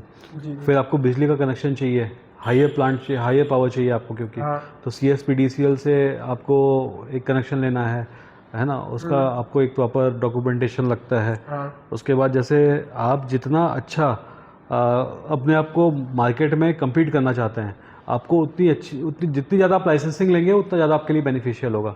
तो जैसे मैंने आपको पहले भी बताया था कि हमने एगमार्क का लाइसेंस लेके रखा है, अलग अलग ISO लेके रखे हैं, HACCP अकाउंट लेके रखा है, हम लैब टेस्टिंग कराते हैं NABL लैब से। तो उससे ये एश्योर होता है कि कभी भी आपके प्रोडक्ट की जांच होती है ना, तो आपके पास पहले से वो रिपोर्ट रहे उस बैच का या आपके प्रोडक्ट का, जहाँ पे आप प्रेजेंट कर पाएँ कि भाई आपकी क्वालिटी हमेशा अच्छी है, एश्योर्ड है, ठीक है। और फिर जैसे आप मतलब फॉरेन एक्सपोर्ट की तरफ जाते हैं, तो वहाँ पे आप नहीं भी जाते तो भी मतलब कुछ चीज़ें ऐसी हैं जो आपको बहुत बेनिफिट देती हैं। जैसे आप अपने आप को स्पाइस बोर्ड में रजिस्टर्ड करा लीजिए, अपेडा का रजिस्ट्रेशन ले लीजिए, है ना, सर्टिफिकेशन ऑफ ओरिजिन लीजिए, IEC होता है उसमें रजिस्ट्रेशन ले लीजिए। तो आप अपने बिजनेस को जितना फ्लरिश करना चाहते हैं या जितना ज़्यादा ग्रोथ देना चाहते हैं, क्योंकि आजकल ऑनलाइन का भी ज़माना है, तो आपको अपना ट्रेडमार्क रजिस्ट्रेशन और ये सारी चीज़ें जो हैं ये लेके चलनी पड़ती हैं। तो मैंने जितने भी लिस्ट बताया आपको, आप मान के चलिए कि 10 से 15 लाइसेंसिंग आपको लगती है। बेसिक 4-5 ही होती हैं, लेकिन आप क्योंकि एक पुरानी फर्म हो गए और आपको एक पब्लिक में थोड़ा अच्छा वो चाहिए, एक पॉजिटिव आपका रिव्यू बना रहे या पॉजिटिव आपका वो बना रहे, तो उसके लिए जो है आप अधिक से अधिक लाइसेंस ले सकते हैं अपने काम को आगे बढ़ाने के लिए। मान लीजिए मसाला ट्रेडमार्क का जिक्र किया जैसा कि आपने, मसाला उद्योग शुरू करने के लिए जो है ट्रेडमार्क रजिस्ट्रेशन कितना जरूरी है? मेरे हिसाब से तो बहुत ज़रूरी है, क्योंकि जैसे ही आपका कंपनी जो है ना, अगर वो चलने लगता जी। है, आपका प्रोडक्ट मार्केट में अच्छा डिमांडिंग आ जाता है, तो तुरंत उसका जो है डुप्लीकेशन शुरू हो जाता है बाजार में। बिल्कुल ठीक है, पहले हमारा शोभा बाहर का भी काफ़ी डुप्लीकेसी होता था। बिल्कुल। तो लेकिन अगर आपकी कंपनी रजिस्टर्ड है या हाँ। ट्रेडमार्क है, हाँ, तो कोई उसका डुप्लीकेट नहीं निकाल सकता, क्योंकि वो नाम, वो शब्द आपके लिए रजिस्टर्ड हो गया रजिस्टर हो जाती है। उस पर्टिकुलर क्लास में। ठीक है, तो उस नाम का ना कोई पापड़ बना सकता है, ना उस पहाड़ का चिप्स बना सकता है, ना मसाले बना सकता है। मतलब उस क्लास में जितनी भी चीज़ें आती हैं वो आपके नाम से रजिस्टर्ड है। तो इसलिए ट्रेडमार्क लेना या रजिस्ट्रेशन कराना बहुत कंपलसरी है किसी भी उद्योग के लिए। बिल्कुल। जी और बड़े भी आज के समय में जो भी 10 से 15 जो है लाइसेंस हैं, जी। तो अगर सारा मसाला उद्योग के लिए लेना हो जाए तो कितने खर्च के आसपास जो है देखिए, लिया जा सकता है? गवर्नमेंट फीस तो बहुत नॉमिनल है, जी। 1000, 2000, 5000 ऐसे ही होंगी। ये सब कुछ डिपेंड करता है कि जो आपके ऑफिशियल्स हैं, हाँ हाँ है ना, जो जिनके साथ आपका डीलिंग है, हाँ हाँ। वो आपसे क्या लेते हैं कि जी, जी। मतलब कहने का समझिएगा, मैं मतलब उनको शब्दों में नहीं कह सकता, बिल्कुल। लेकिन गवर्नमेंट लाइसेंसिंग तो बहुत नॉमिनल है। जी, जी। आप मेरे ख्याल से, मुझे लगता है सारे लाइसेंस लेने में आपके 30-40 हज़ार में आपका सब काम हो जाना चाहिए। बिल्कुल। लेकिन क्योंकि इतने डिपार्टमेंट है और हर डिपार्टमेंट में आपको कुछ ना चक्कर कुछ लगाना काम, होगा। हाँ, चक्कर लगाना होगा, लोगों को सेटिस्फाई करना होगा, बिल्कुल। काम जल्दी करवाना है तो, जी, जी। है ना। अदरवाइज बहाने तो आप देखते ही हैं कि इंडियन सिस्टम में कितने जी। जी, जी, जी। तो आज के समय पर देखा जाए तो भारत सरकार के द्वारा चलाए जा रहे आत्मनिर्भर अभियान आप अपने सर्वेश्वरी मसाला उद्योग में किस तरह लागू होते हुए देखते हैं? आत्मनिर्भर का मतलब है खुद खुद पे निर्भर होना, निर्भर है ना। होना। और आप मतलब रिस्पॉन्सिबल होते हुए आप लोगों को कितना हेल्प कर पाते हैं, लोकल बिल्कुल। लोगों के लिए कितना हेल्प कर जी। पाते हैं। तो देखिए, मतलब मेरे ग्रैंडफादर ने जब 1973 में इस काम को शुरू किया, तो अपने घर वालों को तो उन्होंने रोजगार दिया ही, बिल्कुल। ठीक है, साथ ही साथ अड़ोस पड़ोस के जो लोग जो घर में खाली बैठे होते थे, हाँ। और उनको एक पर्दे में बैठ के काम करना था, क्योंकि वो सड़क पे निकल के काम नहीं कर सकते, तो उनको भी एक रोजगार दिया। वो घर बैठ के दिन भर अपना समय व्यतीत करते थे। अगर वो उस समय दिन का 50 से 100 रुपये भी कमाने लगे थे, तो उनके लिए एक सोर्स ऑफ इनकम बढ़ गया था। जो टाइम वो बर्बाद करते थे, तो उनको रोजगार। तो एक तरह से देखा जाए, जो आज की सरकार ने ये जो योजना शुरू की है, ये तो ऑटोमेटिकली, मतलब हम इतने सालों से जो है आत्मनिर्भर लोगों को बना ही रहे हैं। बिल्कुल। मैं मतलब बहुत सारी ऐसी कहानियां जानता हूँ अपनी फैक्ट्री के लोगों की। हाँ। मतलब महिलाएं थी, अंबिकापुर जैसी जगह थी, पति ने छोड़ दिया या उनकी डेथ हो गई, एक बच्चा है, अकेले पालना है उनको, तो उस माँ ने सारी ज़िंदगी हमारे यहाँ काम करके, जद्दोजहद करके पैसे कमाए और अपने बच्चों का अच्छे से लालन पालन किया। तो ऐसी बहुत सारी महिलाएं हैं जो अच्छे घरों की थी, लेकिन क्योंकि पैसे का अभाव था, सड़क पर निकल के काम नहीं कर सकती थी, बहुत ज़्यादा पढ़ी लिखी नहीं थी कि वो टीचरशिप या दूसरे लाइन पे जाएं, तो उन्होंने यहाँ पे काम करना स्वीकार किया और अपना जो पारिवारिक अर्थव्यवस्था है उसको किसी तरह से मैनेज करना शुरू किया, क्योंकि उनके पास कोई हेल्पिंग हैंड नहीं था। और इस आज जहाँ हम काम कर रहे हैं, आज 60-70 लोग हमारे साथ जुड़े हुए हैं, तो वो सारे लोगों को रोजगार तो मिला ही हुआ है इस कंपनी के थ्रू। बिल्कुल जी। इसके साथ ही आप बताएंगे कि जो है भारत सरकार या राज्य सरकार के द्वारा मसाला उद्योग शुरुआत करने के लिए लोन, सब्सिडी योजनाओं का आपने लाभ लिया, और एक आदमी जो है शुरुआत करने के लिए किस तरह लाभ ले सकता है? जी, मतलब जैसे देखिए, कोई भी आप काम शुरू करते हैं जी। तो पहले आप उसका एक प्रोजेक्ट बनाना पड़ता है सीए के थ्रू, है ना। प्रोजेक्ट जब पास हो जाता है तो फिर बैंक के पास आप जाते हैं उस प्रोजेक्ट को लेके कि भाई हम ये काम शुरू करना चाहते हैं। बैंक जो है आपको फंडिंग आपकी देखती है कि आपको कितना फंड चाहिए। फिर उस फंडिंग के लिए आपके पास क्या है मॉर्टगेज करने के लिए, ठीक है, आप वो सारी चीज़ें देते हैं सामने वाले को कि हमारे पास ये ज़मीन है, ये एफडी है, ये चीज़ें हैं, जो भी चीज़ें हैं आपके पास है, आप वो सारी चीज़ें उनको देते हैं। और फिर गवर्नमेंट, मतलब बैंक आपको बताता है कि वो आपको कितने तक की फंडिंग कर सकता है, ठीक है। अब यहाँ पे रोल प्ले होता है गवर्नमेंट का। हाँ। मतलब गवर्नमेंट जो है आज की तारीख में, मैं कहूँगा इट्स रियली वेरी सपोर्टिव। जो कई बैंक ऐसे हो गए हैं ना कि आपको बिना किसी मॉर्टगेज के भी आपको लोन दे देते हैं अच्छा। काम शुरू करने के लिए। जी, 2-4-5 लाख का अगर आपको काम शुरू करना है, वो आपकी बेसिक चीज़ें देखेंगे और आपको लोन दे देते हैं। प्लस ये तो खैर प्राइवेट बैंकों की बात हो गई। हाँ हाँ। गवर्नमेंट सेक्टर में मतलब अच्छी खासी सब्सिडी है, 30 से 35% तक की सब्सिडी है। अगर कोई महिला उद्यमी है तो उसके एक्स्ट्रा बेनिफिट्स हैं। अगर आप कोई ऐसा काम कर रहे हैं जहाँ पे लोकल फार्मर्स को बहुत बेनिफिट होता है, जैसे मान लीजिए अंबिकापुर में टमाटर बहुत अच्छा होता है, ठीक है, और एक टाइम पे इतना पैदा हो जाता है कि उसका कीमत 2 रुपये किलो हो जाता है, और उसको किसान को खेत पे ही छोड़ना पड़ता है, क्योंकि उसकी तोड़ाई का भी खर्च नहीं निकल के आता। बिल्कुल। ठीक है, तो ये एक तरह से देखा जाए तो किसान टूट जाता है वहाँ पे, क्योंकि उसका बहुत बड़ा नुकसान हुआ। तो अगर आप कोई ऐसा उद्योग डालते हैं जहाँ पे उस टमाटर का उपयोग होना शुरू हो जाए, और जो किसान है उसको कम से कम एक बेसिक आप बोल के चलिए तो 10 रुपये कम से कम उस टमाटर का मिलने लगे, तो उसको कम से कम ये होगा कि उसका माल फेंकाएगा नहीं या उसको खेत पे सड़वाना नहीं पड़ेगा। एक कंपनी है जो उस माल को खरीद लेगी, ठीक है, और वो उसको कम से कम 10 रुपये तो खरीदेगी। जैसे धान का समर्थन मूल्य होता है ना, जो गवर्नमेंट खरीदती है, तो एक समर्थन मूल्य है, तो किसान को ये पक्का पता है कि भाई धान किसी भी तरह 23 रुपये बिकी जाएगा, 25 रुपये बिकी जाएगा। ठीक है, तो वो लगाता है धान को, क्योंकि एश्योर्ड है। मक्के का एक समर्थन मूल्य है, गवर्नमेंट ने उसका एक फिक्स कर रखा है कि इतने में तो तुम्हारा माल बिकेगा ही बिकेगा।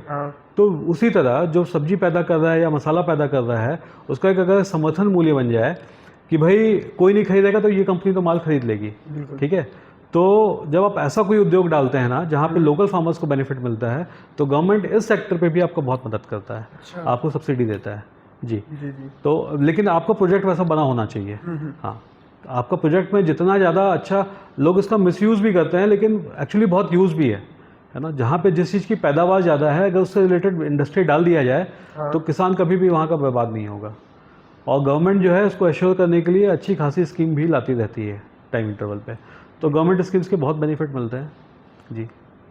सर्विसरी कंपनी के जो जितने भी मसाला प्रोडक्ट्स हैं, कस्टमर, डीलर या फिर रिटेलर तक पहुंचाने की क्या व्यवस्था है, कैसे पहुंचती हैं? जी जी जी जी, देखिए मतलब पहले भी मैंने आपको बताया था कि सरगुजा में थोड़ा सा अभी भी ड्रॉबैक है कि आपका ट्रेन सिस्टम या कुछ चीज़ें जो हैं डिलीवरी वगैरह जो हैं, ये सब थोड़ा सा पुअर है। ठीक है, लेकिन तो भी मतलब पहले के कंपैरिजन में देखा जाए तो थिंग्स आर बेटर।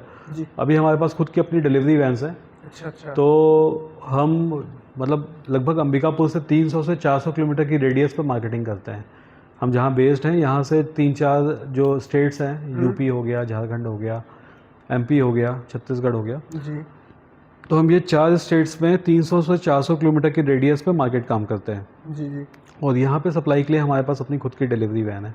हमने कुछ डिस्ट्रिक्ट जो हमारे पुराने थे, वहाँ पे हमने एक एफएंस मतलब आप कहेंगे होलसेलर या डिस्ट्रीब्यूटर अपॉइंट कर दिया है, जो पूरे ज़िले का सेल उनके अंडर में रहता है। तो हमारा काम है सिर्फ उनको सप्लाई देना, और वो जो है मार्केटिंग करना या बाकी चीज़ें वो हैंडल करता है। सप्लाई उनके जी। और बाकी जगह कैसा है कि हमने अपना वैन रखा हुआ है, अपने सेल्स पर्सन रखे हुए हैं, और ये लोग जो है सेल्स एग्जीक्यूटिव जो हैं, ये जाके अपना माल सप्लाई देते रहते हैं शहर हर सिटी में। तो इस पॉलिसी के तहत जो है हमारा मार्केटिंग चलता है अभी। और प्लस ऑनलाइन प्लेटफॉर्म काफ़ी सारे जो हैं अभी स्टार्ट हो गए हैं। तो जैसे हम अमेजन पे भी अवेलेबल हैं। अच्छा। हमारा अपनी खुद की साइट के थ्रू भी सेल अच्छा है। और मतलब जितने भी अभी ऑनलाइन प्लेटफॉर्म आते जा रहे हैं, हम सबके साथ धीरे धीरे अटैच होते जाएंगे, और फिर अपना जो है ऑनलाइन प्रेजेंस भी बढ़ाना है। अगर कोई कस्टमर खरीदना चाहे तो आपके ऑफिशियल वेबसाइट भी है? बिल्कुल ऑफिशियल वेबसाइट भी है। बिल्कुल। आज के टाइम पर देखा जाए तो मसाला उद्योग के साथ साथ कोई भी बिजनेस हो, टीम वर्क कितना महत्वपूर्ण है तेजी से ग्रोथ के लिए? जी, जब भी आप कोई उद्योग बनाते हैं ना, उद्योग डालते हैं मतलब शुरू करते हैं, तो आपका एक मोटिव होता है। ठीक है, आपका एक पर्पस होता है कि आप ये काम शुरू कर रहे हैं तो किस उद्देश्य से शुरू कर रहे हैं। ठीक है, तो उस उद्देश्य को पूर्ण करने के लिए आप ऐसे लोगों का चयन करते हैं, ऐसी टीम बनाते हैं जो आपको हेल्प कर सकें। ठीक है, जैसे कुछ भी खरीदने के लिए, कोई भी उद्योग करने के लिए सबसे पहले आपको मशीनें खरीदनी है, मसाले या जो भी चीज़ आप बना रहे हैं उसको परचेज करना है। आपकी परचेजिंग स्किल अच्छी होनी चाहिए। आपको समझ में आना चाहिए कि आप माल कहाँ से लें, कैसा माल लें, कितना सस्ता लें, कैसी क्वालिटी का लें। ठीक है, मशीन्स का आपको अच्छी क्वारी कर सकें, है ना। तो आपका परचेजिंग टीम जो है वो बहुत अच्छा होना चाहिए। उसके बाद R&D टीम लगता है, जो आपका रिसर्च एंड डेवलपमेंट करता है, और ये एश्योर करता है कि आप जो भी माल बनाने वाले हैं वो अच्छा माल हो, जिसका डिमांड बाज़ार में बहुत अच्छा हो, कस्टमर्स को पसंद करे। ठीक है, तो R&D टीम भी आपकी बहुत इंपॉर्टेंट होती है। जैसे मेरा देखा जाए, अगर ये कंपनी का देखा जाए, तो मेरे R&D जो टीम थी वो मेरे ग्रैंडफादर ही थे। ठीक है, क्योंकि उन्होंने ही सारा सर्चिंग किया और उन्होंने एक फार्मूला डेवलप किया। ठीक, और उसके बाद जो आप बोलिए कि परचेजिंग टीम थी या मार्केटिंग टीम थी, वो उनके घर के सदस्य थे, है ना। प्रोडक्शन जो है मेरी दादी देखती थी, और जो मार्केटिंग है, परचेजिंग है, ये मेरे फादर या अंकल्स देखते थे। तो इस तरह से जो है मतलब आपको एक टीम की ज़रूरत पड़ती है। फिर जो काम लेबोरियस काम है, जहाँ पे टेक्निकली ज़रूरत नहीं है, मेहनत वाला काम है, तो उसके लिए आप लोग हायर कर सकते हैं। आप फिर बाहर से, क्योंकि as compared to males females के रेट थोड़े कम होते थे इंडियन मार्केट में, इनफैक्ट अभी भी होंगे। तो फीमेल्स क्योंकि उनको वो ज़्यादा मेहनत भी नहीं कर सकती, तो बैठ के करना है आपको, मसाले भरने हैं, वेइंग करना है, सील करना है, तो ये बेसिक काम के लिए आपने ऐसे फीमेल्स हायर करने शुरू कर दिए, जो कि रेट भी कम मिलते थे, कम रेट में भी आपको अवेलेबल हो जाते थे, और प्लस आपका काम भी बहुत अच्छे से हो जाता था, क्योंकि महिलाएं जो हैं वो गृह कार्य में थोड़ा दक्ष होती हैं, तो वो जो है बहुत अच्छे से आपका काम फिनिशिंग के साथ दे सकती हैं, और बैठ के इत्मीनान से करने वाला काम होता था। मार्केटिंग फील्ड, वेट उठाने वाला काम, ये सब जेंट्स संभाल लेते थे। तो आप वैसे लोगों का चयन करते थे। मेरे दादाजी के टाइम पे भी, पिताजी के टाइम पे भी, और अभी भी हम लोगों का स्किल पूछते हैं, उनका एजुकेशन पूछते हैं, और फिर वो जहाँ पे भी हमारे हिसाब से सूटेबल बैठता है हम उसको वो काम असाइन कर देते हैं, और इस तरह से हम अपना टीम बिल्डअप करते हैं। जी। आज के समय पर देखा जाए तो मजदूरों की समस्या लगातार बढ़ती जा रही है। ऐसे समय पर आप जो है, आपका मसाला फैक्ट्री है, फैक्ट्री में कई सारे लोग काम कर रहे हैं, ऐसे समय पर जो है आप मजदूरों से सामंजस्य कैसे बनाए रखे हैं? मजदूरों से सामंजस्य, देखिए मतलब मैं जहाँ पे बैठा हूँ यहाँ पे फिर भी लेबर मिलना बहुत इजी है। बहुत अभी तक स्ट्रगल तो नहीं हुआ कि आपको लेबर नहीं मिल रहे हैं, एक ठीक ठाक रेट पे आपको लेबर्स मिल जाते हैं। प्लस लेकिन आगे आने वाला टाइम, प्लस आपको अगर प्रोडक्शन 3 गुना 4 गुना करना है और स्टाफ आपको नहीं मिलेंगे, मैंने आपको जैसा बताया ना कि अभी स्किल्ड लेबर की छोटे शहरों में बहुत कमी है। अगर वो अच्छा स्किल्ड हो जाता है तो वो बड़े शहर की तरफ मूव ऑन होता है, क्योंकि उसको वहाँ बेटर लाइफस्टाइल जीने का मौका मिलता है। ठीक है, तो छोटे शहर में रहना टिकना बहुत मुश्किल होता है, लेकिन तो भी क्योंकि कुछ लोगों को की प्रायोरिटीज़ कुछ दूसरी होती हैं, तो लोग आ जाते हैं। अगर उनको अच्छी सैलरी मिल रही है, एक सुकून का लाइफ मिल रहा है, अच्छा मिल रहा है, तो वो आ जाते हैं। तो कुल मिला के जो है ये जो लेबर वाला पार्ट है, एक तो सबसे इम्पोर्टेंट चीज़ है कि आपको देखिए बहुत ज़्यादा लेबर पे अब डिपेंडेंट होने का समय नहीं रहा, आपको ऑटोमेशन की तरफ जाना ही पड़ेगा। जी। ठीक है, तो आप जितना ज़्यादा ऑटोमेशन करते जाएंगे आप उतने ज़्यादा अच्छा प्रोडक्शन भी कर पाएंगे, है ना, क्योंकि पहले हम बैठा के एक एक पाउच में मसाले भरवाते थे। जी जी। ठीक है, तो आपका तब सेल लिमिटेड था, लेकिन अगर आपकी बहुत एक्सेस सेल है तो भाई अब मशीनें अवेलेबल है, सिर्फ एक बंदा या 2 बंदे मिलके आपका मसाला पैक भी हो जाएगा, सील भी हो जाएगा, वेट भी हो जाएगा, बोरी में भी डला जाएगा। ठीक है, तो सिर्फ 2 बंदे अगर कोई काम को कर सकते हैं एक मशीन लगाने की वजह से, तो आप वहाँ पे 8 बंदे क्यों इन्वॉल्व कीजिएगा? ठीक है, और वो 8 लोग आपको मिलेंगे भी नहीं जल्दी, तो आपको ऑटोमेशन की तरफ तो जाना ही होगा किसी भी तरीके से। तो देखिए कहीं ना कहीं आदमी का उपयोग तो होगा ही, लेकिन जहाँ 40 लोगों का इस्तेमाल था वहाँ 15 स्किल्ड लेबर को अच्छा पेमेंट देके काम करवा सकते हैं, क्योंकि वो 40 लोग ना आपको हमेशा परेशान करते रहेंगे। आपका काम अगर आप उनके भरोसे बैठे हैं तो आपका काम सफ़र करेगा। तो इससे बेटर है कि आप एक मशीन लगाइए जिसमें सिर्फ 2 लोग काम करें और उन 2 लोगों को अच्छा पेमेंट दीजिए, और आपका काम जो है ऑटोमेशन से हो, तो आप भी सेटिस्फाइड, फिनिशिंग भी अच्छा, कस्टमर के पास जो प्रोडक्ट पहुंच रहा है वो भी कुल मिला के अच्छा, क्योंकि उसमें वेट प्रॉपर आएगा, उसकी पैकेजिंग अच्छी हो जाएगी। मैनुअल काम मैनुअली होता है, ऑटोमेटिक काम ऑटोमेटिक होता है ना, तो ऑटोमेटिक की तरफ अगर आप स्विच करते हैं तो आपके लिए कुल मिला के बेनिफिट है। प्लस जितने भी लोग हैं आपको एक उनके साथ एक अच्छा फ्रेंडली बिहेवियर रखना पड़ेगा, क्योंकि आज के टाइम पे हर जगह स्किल्ड लेबर की बहुत ज़्यादा डिमांड है। ठीक है, आपने अगर थोड़ा सा भी उनके साथ मिसबिहेव किया या किसी भी तरह का वो डिससेटिस्फाइड है तो वो तुरंत स्विच कर जाएगा। स्पेशली होटल इंडस्ट्री में तो आपने देखा ही होगा कि ऑलमोस्ट जो शेफ़ होता है या जो कुकिंग बंदा होता है वो एडवांस पे चलता है, और उसमें भी उसका एश्योरेंस नहीं है कि वो आज यहाँ कर रहा है तो कल करेगा कि नहीं करेगा। उसको जहाँ 5-10 हज़ार का नया ऑफर आया था तो वो उधर स्विच ऑन हो जाता है।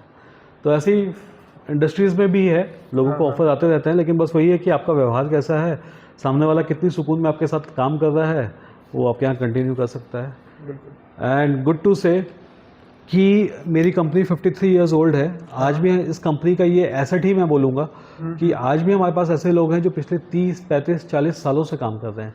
1995 से भी ऐसे लोग हैं जो आज भी मार्केटिंग और प्रोडक्शन में हमारे यहाँ काम कर रहे हैं, और ये शायद कहीं ना कहीं वो भी सेटिस्फाइड हैं काम करके, और कहीं ना कहीं हम भी सेटिस्फाइड हैं उनके काम से।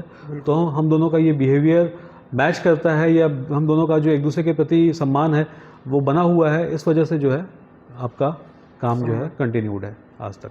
जैसे कि बड़े भी आप जानते हैं कि भारत जो है मसालों के कारण पूरी दुनिया में प्रसिद्ध है। जी ऐसे में सर्वेश्वरी मसाला कंपनी की जो है जी अंदरूनी संस्कृति क्या रही है? जी जी जी जी।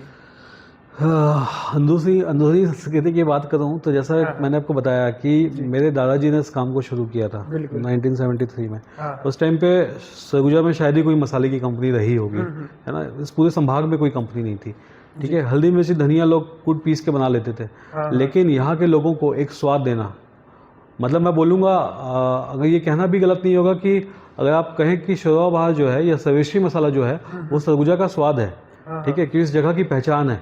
आज भी बहुत सारे ऐसे कस्टमर्स आते हैं हमारे पास जो पिछले 30-40 सालों से शोरवा बहार खा रहे हैं, क्योंकि उनकी माँ ने उनको उसी के बनाया हुआ खाना है खिलाया है, और उन्होंने भी शोरवा बहार से ही खाना बनाना सीखा है। तो आज वो देश में हो या विदेश में हो, वो आज भी शोरवा बहार साथ में लेके जाते हैं कि ये जब हम खाते हैं तो बिल्कुल घर का स्वाद आता है, ठीक है। तो यही है जुड़ाव, यही है संस्कृति कि स्पेशली घर का खाना मतलब माँ के हाथ का स्वाद, और माँ के हाथ का स्वाद कहीं ना कहीं सर्वेश्वरी से जुड़ा है, आप कह सकते हैं, क्योंकि माँ ने हमेशा सर्वेश्वरी का इस्तेमाल करते आए, और हमने बस उस माँ के हाथ का स्वाद बना रहे बच्चों को, और फिर उनके बच्चों को भी वही शोरवा बहार और भुजिया बहार का स्वाद मिलता रहे, ताकि उनको भी ये रिमेम्बरेंस में रहे कि अरे मेरी दादी ने ऐसा खाना बनाया था या मेरी नानी ने ऐसा खाना बनाया था। तो वही सेम स्वाद देने की पूरी भरसक कोशिश हम कर रहे हैं पिछले 40-50 सालों से, और आगे भी निरंतर करते रहेंगे कि लोगों को वही स्वाद मिलता रहे, उस स्वाद में किसी भी तरह का कॉम्प्रोमाइज़ ना हो। तो मैं यही बोलूँगा कि पूरी तरह से हम जो है ना इस संस्कृति, भारतीय संस्कृति, देखिए क्योंकि भारतीय संस्कृति बहुत विविध है। कश्मीर का अपना स्वाद है, केरल का अपना स्वाद है, गुजरात का अलग स्वाद है, नॉर्थ ईस्ट का अलग स्वाद है। तो भी जो हमने मसाला डेवलप किया है, हमने कोशिश किया है कि भारत के मैक्सिमम प्रांतों में हमारा मसाला एक्सेप्ट किया जा सके। और क्योंकि एक यूपी का आया बंदा, एक छत्तीसगढ़ एमपी का आया बंदा, एक बिहार का आया बंदा, वो हर किसी के टेस्ट बड को सेटिस्फाई कर सके, हमने एक ऐसा ब्लेंड मतलब मेरे दादाजी ने एक ऐसा ब्लेंड बनाया जो हर तरह के टेस्ट बड को सेटिस्फाई कर सके। क्योंकि वो ट्रैवल भी काफ़ी किया उन्होंने, तो वो उन्होंने समझा कि कलकत्ता का आदमी कैसा खाना खाता है, उड़ीसा का आदमी कैसा खाता है, बिहार का कैसा खाता है, छत्तीसगढ़ का कैसा खाता है। तो उस टाइम के जो भी उनकी R&D रही, उस R&D के बेस पे उन्होंने जो मसाला बनाया, वो आज भी by God of grace and forefathers आज भी बिजनेस काफ़ी अच्छा रन कर रहा है। बिल्कुल जी, और आज की जनरेशन भी इस स्वाद को एक्सेप्ट कर रही है। बिल्कुल जी, जैसा कि मैं आपको शुरुआत में ही हम बात की थी कि बचपन से जैसे अपने किचन पर मसाला इस्तेमाल करते आए हैं, तो वहाँ पर जो है कि मैं खुद जिस एरिया पे रहा हूँ, बचपन से ही मम्मी जो है अगर मसाला लेने के लिए भेजती, अगर एक दुकान पे सर्वेश्वरी मसाला शोरवा बहार नहीं मिल रहा है तो 4 दुकान घूम जाते थे। तो वो स्वाद जो है आज तक लगातार बना हुआ है, और हमारे घर में सर्वेश्वरी शोरवा बहार ही चल रहा है। नया जो पैकेट आया है इसका भी स्वाद सेम है एकदम, खाली पैकेट अंग्रेजी लिखा हुआ है, बाकी हिंदी, क्योंकि थोड़ा नेशनली और इंटरनेशनली हमें अपनी प्रेजेंस अब बनानी है, तो सिर्फ हिंदी से थोड़ा काम नहीं चल पा रहा। तो ऐसा नहीं हमने हिंदी हटा दिया है, हिंदी भी है और साथ में इंग्लिश का भी इस्तेमाल किया है। बिल्कुल जी, बिल्कुल। जो है कि मैं सोचा कि आपसे मिलना मेरे को बहुत जरूरी है। जी, बहुत बहुत धन्यवाद आपका, आपने अपना समय निकाला और हमें ये मौका दिया कि हम कंपनी के बारे में या अपने बारे में थोड़ा बहुत लोगों को बता सकें या समझा सकें। अच्छा बड़े भैया, मसाला उद्योग के बारे में अगर थोड़ा और बात करें तो आज के समय में मसाला उद्योग शुरू करना कितना बेहतर या मुनाफादार साबित हो सकता है? जैसा कि मैंने पहले भी बताया, कुछ चीज़ें ऐसी हैं ना जिसका डिमांड कभी ख़त्म नहीं होगा, ठीक है। कोविड के दौर पे होटल्स बंद हो गए, बहुत सारी ऐसी चीज़ें हैं जो जिसके बिना भी आप सर्वाइव कर सकते हैं, वो चीज़ें बंद हो गई। लेकिन सब्जी बिकना नहीं बंद हुआ, फल बिकना नहीं बंद हुआ, अनाज मिलना नहीं बंद हुआ। कहीं ना कहीं किसी ना किसी सोर्स के थ्रू या तो दान में मिल रहा हो, या तो आपको परचेज करके लाना पड़ रहा हो, या लोग होम डिलीवरी दे रहे हो, लेकिन आपको जो बेसिक चीज़ें हैं वो आपको सप्लाई मिलती रही, नमक, शक्कर, मसाले, तेल, अनाज। तो मसाला उद्योग एक ऐसा उद्योग है जो हमने भी पूरे कोविड के दौर में, मतलब हमारी हल्दी की सेल बहुत बढ़ गई थी, क्योंकि हल्दी इज एंटीसेप्टिक, और ये एक तरह से आपके रेसिस्टेंस का काम करता है बॉडी में, काढ़ा टाइप के भी लोग किया करते थे गर्म करके दूध के साथ। तो हल्दी का, सौंठ पाउडर का, बहुत सारी ऐसी चीज़ों का डिमांड ऑटोमेटिकली बढ़ गया था, क्योंकि मिर्ची का डिमांड भले कम हो गया हो, लेकिन बहुत सारे ऐसे मसाले हैं जो आपको प्रोडक्शन भी देता है, आपका फिजिकल इनबिल्ट जो है उसको स्ट्रॉन्ग करता है। है ना, आपका इम्यून सिस्टम स्ट्रॉन्ग करता है। मसाले तो आप एक्चुअली मतलब आप सुबह से शाम तक में कुछ ना कुछ मसाला तो खाते ही होंगे ना। बिल्कुल। तो मसाला उद्योग जो है वो कभी, मुझे नहीं लगता कि कभी फ्लरिश होगा, कभी मतलब डाउनफॉल की तरफ जाएगा। जी। कुछ ना कुछ उसका इस्तेमाल होता रहेगा, बस आपको अच्छी क्वालिटी देना है, हाँ। रेट थोड़ा कॉम्पिटिटिव देना है। बिल्कुल। जी, तो आगे भी मतलब इस बिज़नेस को लोग कर सकते हैं, बिल्कुल कर सकते हैं। आपको मतलब थोड़ा अपनी पॉलिसीज़ और अपनी स्ट्रेटेजीज़ पे काम करना होगा। बिल्कुल आप ये काम को कंटिन्यू कर सकते हैं। बिल्कुल। जी। अगर आज के समय पर देखा जाए तो मसाला उद्योग कितनी लागत के साथ शुरुआत किया जा सकता है? देखिए, आप किस स्केल का काम शुरू कर रहे हैं? जी। सबसे इम्पोर्टेंट चीज़ होती है आपका R&D क्या है, मतलब आपने क्या सोच के काम शुरू किया है। आपने अपने कुछ फॉर्मुलेशंस मसालों में डेवलप किए हैं या सिर्फ आपको हल्दी मिर्ची धनिया बेचना है? तो अगर आपको हल्दी मिर्ची धनिया भी बेचना है तो आपका कुछ कंज्यूमर बेस है कि नहीं है। जैसे क्या होता है, जैसे एक किराना का दुकानदार होता है, उसकी दुकान की सेल बहुत अच्छी है, ठीक है। अब वो क्या करता है, जैसे वो देखता है कि भाई खड़ी हल्दी ये रेट बिकती है और सवेशी की हल्दी खरीद के लाया ये रेट है, एवरेस्ट की हल्दी खरीद के लाया ये रेट है, ठीक है। तो वो क्या करता है, जब वो खड़ी हल्दी खरीदता है तो वो खड़ी हल्दी को मंडी से मान लीजिए उसका कॉन्टैक्ट हो गया या कहीं से, तो वो खरीद के खुद का पीस के बेचना शुरू कर देता है। होता है ऐसा। तो उसको वहाँ पे मार्जिन मिलना शुरू हो जाता है। हाँ। तो धीरे धीरे क्या होता है, वो दुकानदार अपना हल्दी मिर्ची धनिया बेच के बेचना शुरू कर देता है। फिर वो, क्योंकि कस्टमर का विश्वास उस पर बना हुआ है ना, हाँ। वो उसके यहाँ से हमेशा कंटिन्यू दाल अनाज सामान खरीद रहे हैं। तो बोलता है भैया मैंने शुद्ध हल्दी खरीदा है, वो देखिए वो हल्दी रखी है, वो मेरी मशीन है, तुरंत पीस के अभी ताज़ा हल्दी दिया हूँ। तो कंज्यूमर का क्योंकि विश्वास है, वो उसे हल्दी ले लेगा, इस्तेमाल किया, पसंद आ गया, आगे भी लेता रहेगा, ठीक है। तो इस तरह से जो है वो अपना काम जो है शुरू कर लेता है, हल्दी मिर्ची धनिया का काम बेसिक जो है। मार्केट में जो है कि प्लेन पन्नी पर भी पैकिंग हाँ, चलता है। मसाले आते हैं। It's all about trust. आप कहीं से भी बाजार से कुछ भी खरीदते हैं, अपने आपके लिए आपका बच्चा बहुत प्रिय होता है ना, आप उसको कुछ भी खरीद के नहीं खिला सकते, ठीक है। आप अपने बच्चे को हमेशा अच्छी चीज़ खरीद के देना चाहेंगे। किसान का चीज़ अच्छा है कि नहीं, सर्वेश्री की चीज़ अच्छी है कि नहीं, या कोई भी पैक्ड प्रोडक्ट जो बाजार में मिल रहा है वो अच्छी है कि नहीं, ये डिसीजन आपका होता है। बच्चे को आप वो प्रोवाइड करते हैं जिसको आपको लगता है कि हाँ ये मेरे बच्चे के खाने से उसको नुकसान नहीं पहुंचेगा किसी भी हाल में। तो पैक्ड प्रोडक्ट, पन्नी वाली चीज़ हो या कोई भी चीज़ हो, सिर्फ आपके ट्रस्ट पे सब कुछ डिपेंड करता है ना, कि आप कितने ट्रस्ट के साथ सामने वाले से माल खरीद रहे हैं। हम मिठाई खरीदने जाते हैं, हम अंबिकापुर में 10 मिठाई की दुकानें होंगी, है ना, आपका विश्वास 1 या 2 के साथ बना होगा, सब पे ट्रस्ट नहीं कर पाएंगे आप, ठीक। मतलब कहीं का आपको 1 बार 2 बार अगर शिकायत मिल जाएगा तो आप वहाँ जाना छोड़ देंगे, ठीक है। आप वहीं जाएंगे जहाँ पे आपको हर बार अच्छी क्वालिटी मिलती आई है या आप उससे सेटिस्फाइड रहे हैं। सेम ऐसे ही है मसालों के साथ भी या किसी भी किराना की चीज़ों के साथ भी, कि आपको जहाँ पे अच्छी क्वालिटी की चीज़ मिलेगी, ठीक ठाक रेट में माल मिलेगा, आप उसके यहाँ कंटिन्यू करें। कई बार ऐसा होता है कि आपको बहुत अच्छी क्वालिटी की चीज़ मिल रही है लेकिन रेट 2 गुना लेता है, आप नहीं जाएंगे उसके पास। भाई आपका फाइनेंस भी बहुत मैटर करता है जी। तो पन्नी की चीज़ आप खरीद रहे हैं या पैक्ड फूड खरीद रहे हैं, सिर्फ आपके ट्रस्ट पे डिपेंड करेगा कि आप कितना ट्रस्ट करते हैं सामने वाले पे। और वो ट्रस्ट आप एक ही बार करेंगे, अगली बार अगर वो क्वालिटी ख़राब रहा तो आप उसके बाद दोबारा जाएंगे भी नहीं उसके पास। अगर सामने वाले ने आपका ट्रस्ट बरकरार रखा तभी आप उसके पास दोबारा पहुंचेंगे जी। तो trust is the key factor, सबसे इम्पोर्टेंट फैक्टर जो है कि आपका विश्वास कैसा है उस प्रोडक्ट को खरीदने से पहले। अगर आज की युवाओं को जी बड़े भैया बिजनेस बनाना सीखना हो जी तो उन्हें क्या करना चाहिए? जी आज के युवाओं को मेरे ख्याल से तो सबसे पहले अपने खुद के स्किल डेवलपमेंट पे काम करना चाहिए, ठीक है। आप ये काम कर रहे हैं, मैं ये काम कर रहा हूँ। अगर हम कोई भी काम शुरू कर रहे हैं और किसी दूसरे के भरोसे कर रहे हैं, हमें उस काम का ABCD नहीं आता, तो सामने वाला हमें अपने हिसाब से यूज़ करेगा या डांस कराएगा हमें, ठीक है। अगर मुझे पता है कि ये पर्टिकुलर मसाला कैसे बनता है, ठीक, तो अगर मुझ में वो स्किल है कि इसकी मैन्युफैक्चरिंग का कॉस्ट क्या आएगा, इसकी मशीनें कौन कौन सी लगेंगी, तो मैं मतलब कम किसी के द्वारा यूज़ हो पाऊँगा, है ना। मतलब मुझ में वो स्किल होना चाहिए। अगर मैं एक अचार बना रहा हूँ, एक पापड़ बना रहा हूँ, मसाला बना रहा हूँ, तो मुझ में वो स्किल होना चाहिए कि ये कैसे बनेगा। हम हमेशा दूसरों के हिसाब से डांस नहीं कर सकते, हम किसी के द्वारा यूज़ नहीं हो सकते। तो हमें सबसे पहले तो मुझे लगता है कि अपने स्किल डेवलपमेंट पे काम करना चाहिए, ठीक है। अगर आप स्किल्ड हैं उस चीज़ को लेके तो आप उस काम को वेरी इजली शुरू कर सकते हैं, ठीक है। जैसे एक लड़का बीटेक करता है, बीटेक करके उसने मान लीजिए प्रोडक्ट डेवलपमेंट का काम शुरू किया, 10-20 फॉर्मुलेशन सीख गया, ठीक है।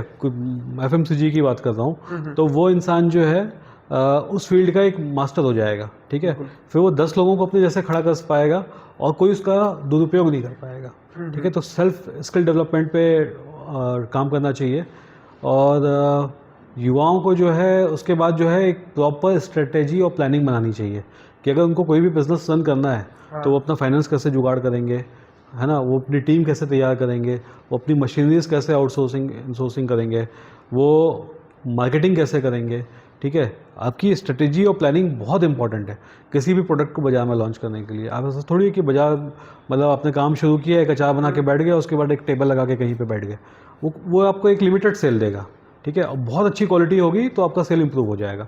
जैसे नॉर्मली एक मिठाई दुकान का होता है, एक शहर में अगर किसी ने मिठाई दुकान खोला तो स्वाद अच्छा रहा, क्वालिटी अच्छी रही तो वो चलता है, फिर वो नाम हो जाता है उसका, ठीक है। लेकिन उसका वो मार्केटिंग नहीं हो पाता। मार्केटिंग करने के लिए एक पूरी प्लानिंग और स्ट्रेटेजी बनानी पड़ती है। जैसे हल्दीराम वालों ने किया, एक दुकान खोला, पकड़ लिया, बहुत अच्छा डिमांड आने लगा, उन्होंने स्ट्रेटेजी एंड प्लानिंग्स ली, खुद के अंदर स्किल था, है ना। कोई भी मसाले वाला देख लीजिए, चाहे वो महाशय धर्मपाल जी थे या कोई भी बड़े, उनके अंदर सेल्फ स्किल था, उनको मालूम था कि ये मसाला कैसे बनता है। उन्होंने अपने कैलिबर पे काम शुरू किया और आज फिर जो है उन्होंने अपना एक अच्छा टीम बिल्डअप किया, अपनी स्ट्रेटजीज एंड प्लानिंग स्ट्रॉन्ग रखी और जो है अपने काम को कई गुना बढ़ाया। बिल्कुल जी अच्छा, बिजनेस पढ़ाने के लिए जो कई सारे किताबें आते हैं, जैसे rich dad poor dad, improvement के लिए, इन्वेस्टमेंट के लिए, जी। तो इस पर आपका क्या विचार है? क्या आपने ये सब किताब पढ़े हैं बिजनेस के लिए? हाँ, मैंने पढ़े हैं पर बहुत ज़्यादा नहीं पढ़े हैं। मतलब मुझे लगता है ना, जो प्रैक्टिकल नॉलेज होता है वो बहुत मैटर करता है किसी भी बिजनेस को बढ़ाने के लिए। कोई भी हलवाई जो है, मतलब कोई भी मिठाई जो बनाता है और उस हलवाई का वो पर्टिकुलर प्रोडक्ट बहुत फेमस हो जाता है और उसके बाद फिर वो एक ब्रांड बन जाता है, ठीक है। जैसे भुजिया, ये जो आप हल्दीराम का भुजिया खाते हैं, ठीक है, इस जैसा भुजिया शायद ही कोई मतलब बनाता है और उसका एक तरफा सेल है, ठीक है। उसके 2-3 हर ब्रांड के ना अपने एक यूएसपीज होते हैं, यूनिक सेलिंग प्रोडक्ट होता है उसका, तो वो उस प्रोडक्ट की वजह से हाईलाइट हो जाता है। फिर आप कुछ भी बनाइए उसका बिकने लग जाता है, ठीक है। तो मुझे लगता है कि किताबें तो ठीक है, किताबें मैटर करती हैं, नो डाउट कि किताबों से आपको नॉलेज गेन होता है। और कई बार आजकल तो मैं बहुत सारे ऐसे वीडियोस देखता हूँ, मोटिवेशनल स्पीकर्स हैं जो एक्चुअली बहुत इम्पैक्टफुल हैं। बहुत सारे लोगों को सुन के आपको बहुत अच्छा मोटिवेटेड फील होता है, लेकिन आप उसको अपनी लाइफ में कितना ज़्यादा यूज़ करते हैं वो बहुत मैटर करता है। मोटिवेशन के लिए तो आपके पास दुनिया भर की चीज़ें अवेलेबल हैं, बुक्स भी हैं और यूट्यूब भी है, ठीक है। और there are other things also. आपके फादर भी आपके मोटिवेशन हो सकते हैं, आपके फैमिली के दूसरे मेंबर्स भी आपके मोटिवेशन हो सकते हैं, ठीक है। आप कितना यूटिलाइज करते हैं उस चीज़ को, वो मोटिवेशन ज़्यादा मैटर करता है। कई बार मैंने देखा है कि एक भाई है, बिल्कुल पढ़ा लिखा नहीं है, नॉर्मल एवरेज है, लेकिन वो बचपन से उस काम को करता रहा। और एक भाई है खूब डिग्रीज लेके बैठा हुआ है, ठीक है, लेकिन जब प्रैक्टिकली ग्राउंड पे आके काम करना रहा तो उसको कुछ नहीं आ रहा है। और वो जो भाई है, जो मतलब ठीक है उतनी किताबें नहीं पढ़ा हुआ है, लेकिन उसको नॉलेज है कि ये चीज़ कैसे बनेगी, ये काम कैसा होगा, तो वो काम करके अपना बहुत आगे बढ़ जाता है, ठीक है। तो बुक्स मैटर करती हैं, नॉलेज मैटर करता है, मोटिवेशंस मैटर करते हैं, लेकिन प्रैक्टिकल ग्राउंड पे काम करना, प्रैक्टिकल ग्राउंड पे काम करना बहुत ज़्यादा मैटर करता है कि आप ग्राउंड पे कितना अच्छे से काम कर पाते हैं। आप कितना भी अच्छा प्रोडक्ट बना लीजिए, कितनी भी अच्छी पैकेजिंग कर लीजिए, अगर आपकी मार्केटिंग स्ट्रेटेजीज अच्छी नहीं है, प्लानिंग अच्छी नहीं है, तो आपका प्रोडक्ट फेल है, है ना। तो आपको पैकेजिंग पे, मार्केटिंग पे, एडवर्टाइजमेंट पे, हर चीज़ पे फोकस देना पड़ेगा। आपकी स्ट्रेटेजीज किसी भी प्रोडक्ट को सेल करने के लिए आपकी हर फील्ड पे स्ट्रेटेजीज आपकी होनी चाहिए और मजबूत स्ट्रेटेजी होनी चाहिए। बिजनेस को सफल बनाने के लिए जी पॉलिटिकल कनेक्शन कितना महत्वपूर्ण है?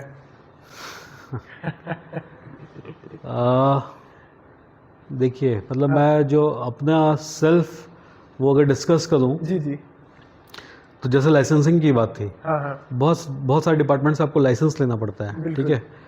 एंड फ्रैंकली स्पीकिंग, मैंने पॉलिटिक्स से बहुत ज़्यादा लेना देना नहीं है मेरा, लेकिन हाँ, क्योंकि आप इस देश के नागरिक हैं, तो इस देश के बेटर भविष्य के लिए, वो देश का बेटर भविष्य नहीं, वो आपका खुद का बेटर भविष्य है, तो एक अच्छी मजबूत सरकार, एक अच्छा कैंडिडेट ही सिलेक्ट होके जाना चाहिए और आपके पास वोटिंग का पावर है तो आप उसका इस्तेमाल 100% आपको करना चाहिए। तो कहने का मतलब, पॉलिटिक्स से आप जुड़िए ना जुड़िए, जो पॉलिटिशियंस हैं उनके साथ आपका अगर अच्छा टच है, एक अच्छी पकड़ है, तो वो थोड़ा कहीं ना कहीं काम आता है क्योंकि ना इंडस्ट्रीज़ में मैंने जो प्रैक्टिकली भी देखा है, कई बार कुछ डिपार्टमेंट वाले आपको बहुत परेशान करते हैं कुछ चीज़ों को लेके, और वहीं अगर आपने थोड़ा सा पॉलिटिकल अप्रोच लगा दिया है ना, तो वो काम 2 मिनट में हो जाता है। तो हर जगह काम आता है ऐसा ज़रूरी नहीं है। मैं पर्सनली, क्योंकि मैंने आपसे कहा कि मैं पर्सनली बिल्कुल भी पॉलिटिक्स में बहुत ज़्यादा रुचि भी नहीं रखता। ये रुचि ज़रूर रखता हूँ कि मेरे देश में एक अच्छी सरकार रहे, मेरी जगह पे एक अच्छा पार्षद रहे, एक अच्छा महापौर रहे, एक अच्छा विधायक, सांसद और मुख्यमंत्री, प्रधानमंत्री रहे देश में। लेकिन उससे ज़्यादा नहीं। मतलब अगर ये सब कुछ अच्छा है तो ऑटोमेटिकली आपका सिस्टम अच्छा हो जाता है ना। बिल्कुल। लेकिन थोड़ा बहुत टच ज़रूरी है, पॉलिटिक्स में थोड़ा बहुत टच ज़रूरी है किसी भी बिजनेस को आगे बढ़ाने के लिए। कई बार क्या होता है ना, जैसे आपको अपना सामान किसी गवर्नमेंट उसमें सप्लाई देना है, अगर आपके अच्छे बेनिफिट टच हैं तो आपका वो सप्लाई मिल जाएगा। जैसे हम मसाले बनाते हैं तो मध्याह्न भोजन, क्योंकि मध्याह्न भोजन में रेगुलर सप्लाई है और आपका कोई भी मंत्री या कोई भी कैंडिडेट आपकी पहचान का है और आप एक अच्छी क्वालिटी का चीज़ बना रहे हैं, तो वो क्वालिटी वो भी एश्योर्ड है कि भैया ये मैं अगर इसको पास करूँगा तो कुल मिला के मेरी नाक नहीं कटेगी, तो वो आपको मदद कर देगा। तो कहीं कहीं पे मुझे लगता है कि पॉलिटिकल एक टच बना के रखना फ़ायदेमंद हो सकता है। बाकी उसके बिना भी काम चलता है। इट्स ऑल अबाउट कि आप कितने सही ढंग से काम कर रहे हैं, किसी भी तरह का मिलावट नहीं कर रहे, किसी भी तरह का आप ऐसी चीज़ें नहीं कर रहे हैं जहाँ पे आपको बार बार किसी का मुंह देखना पड़े या आपको बार बार ब्राइब देने की ज़रूरत पड़े। ठीक है, आप खुद में इतने पुख्ता या मजबूत हैं कि भाई डंके की चोट पे आप वो काम कर रहे हैं, तो फिर मुझे नहीं लगता कि बहुत ज़्यादा पॉलिटिकली आपको किसी की मदद लेने की ज़रूरत है। बाकी संबंध बनना बहुत अच्छी बात है, किसी के साथ भी संबंध बना रहे तो बहुत अच्छी बात है। अच्छा, सर्विसरी कंपनी के जितने भी मसाला प्रोडक्ट्स हैं जी, विदेशों में निर्यात होते हैं? नहीं अभी तो नहीं होते।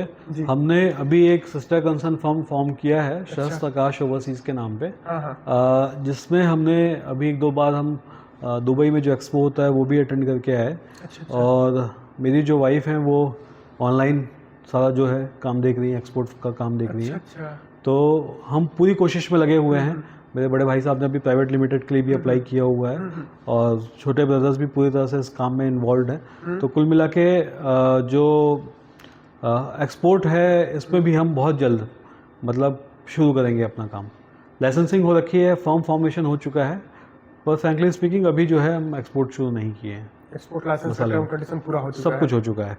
इनफैक्ट दूसरे सेक्टर्स में काम भी किया हुआ है। मेरी वाइफ जो है वो सब मसाले ही नहीं, मतलब वो दूसरे प्रोडक्ट्स भी डील करती हैं। तो अभी अर्जेंटीना, दुबई और ऐसे कुछ सिटी कंट्रीज़ में हमारा एक्सपोर्ट शुरू हो चुका है। तो मसाले भी बहुत जल्द हम इस फील्ड में भी हम आ जाएंगे।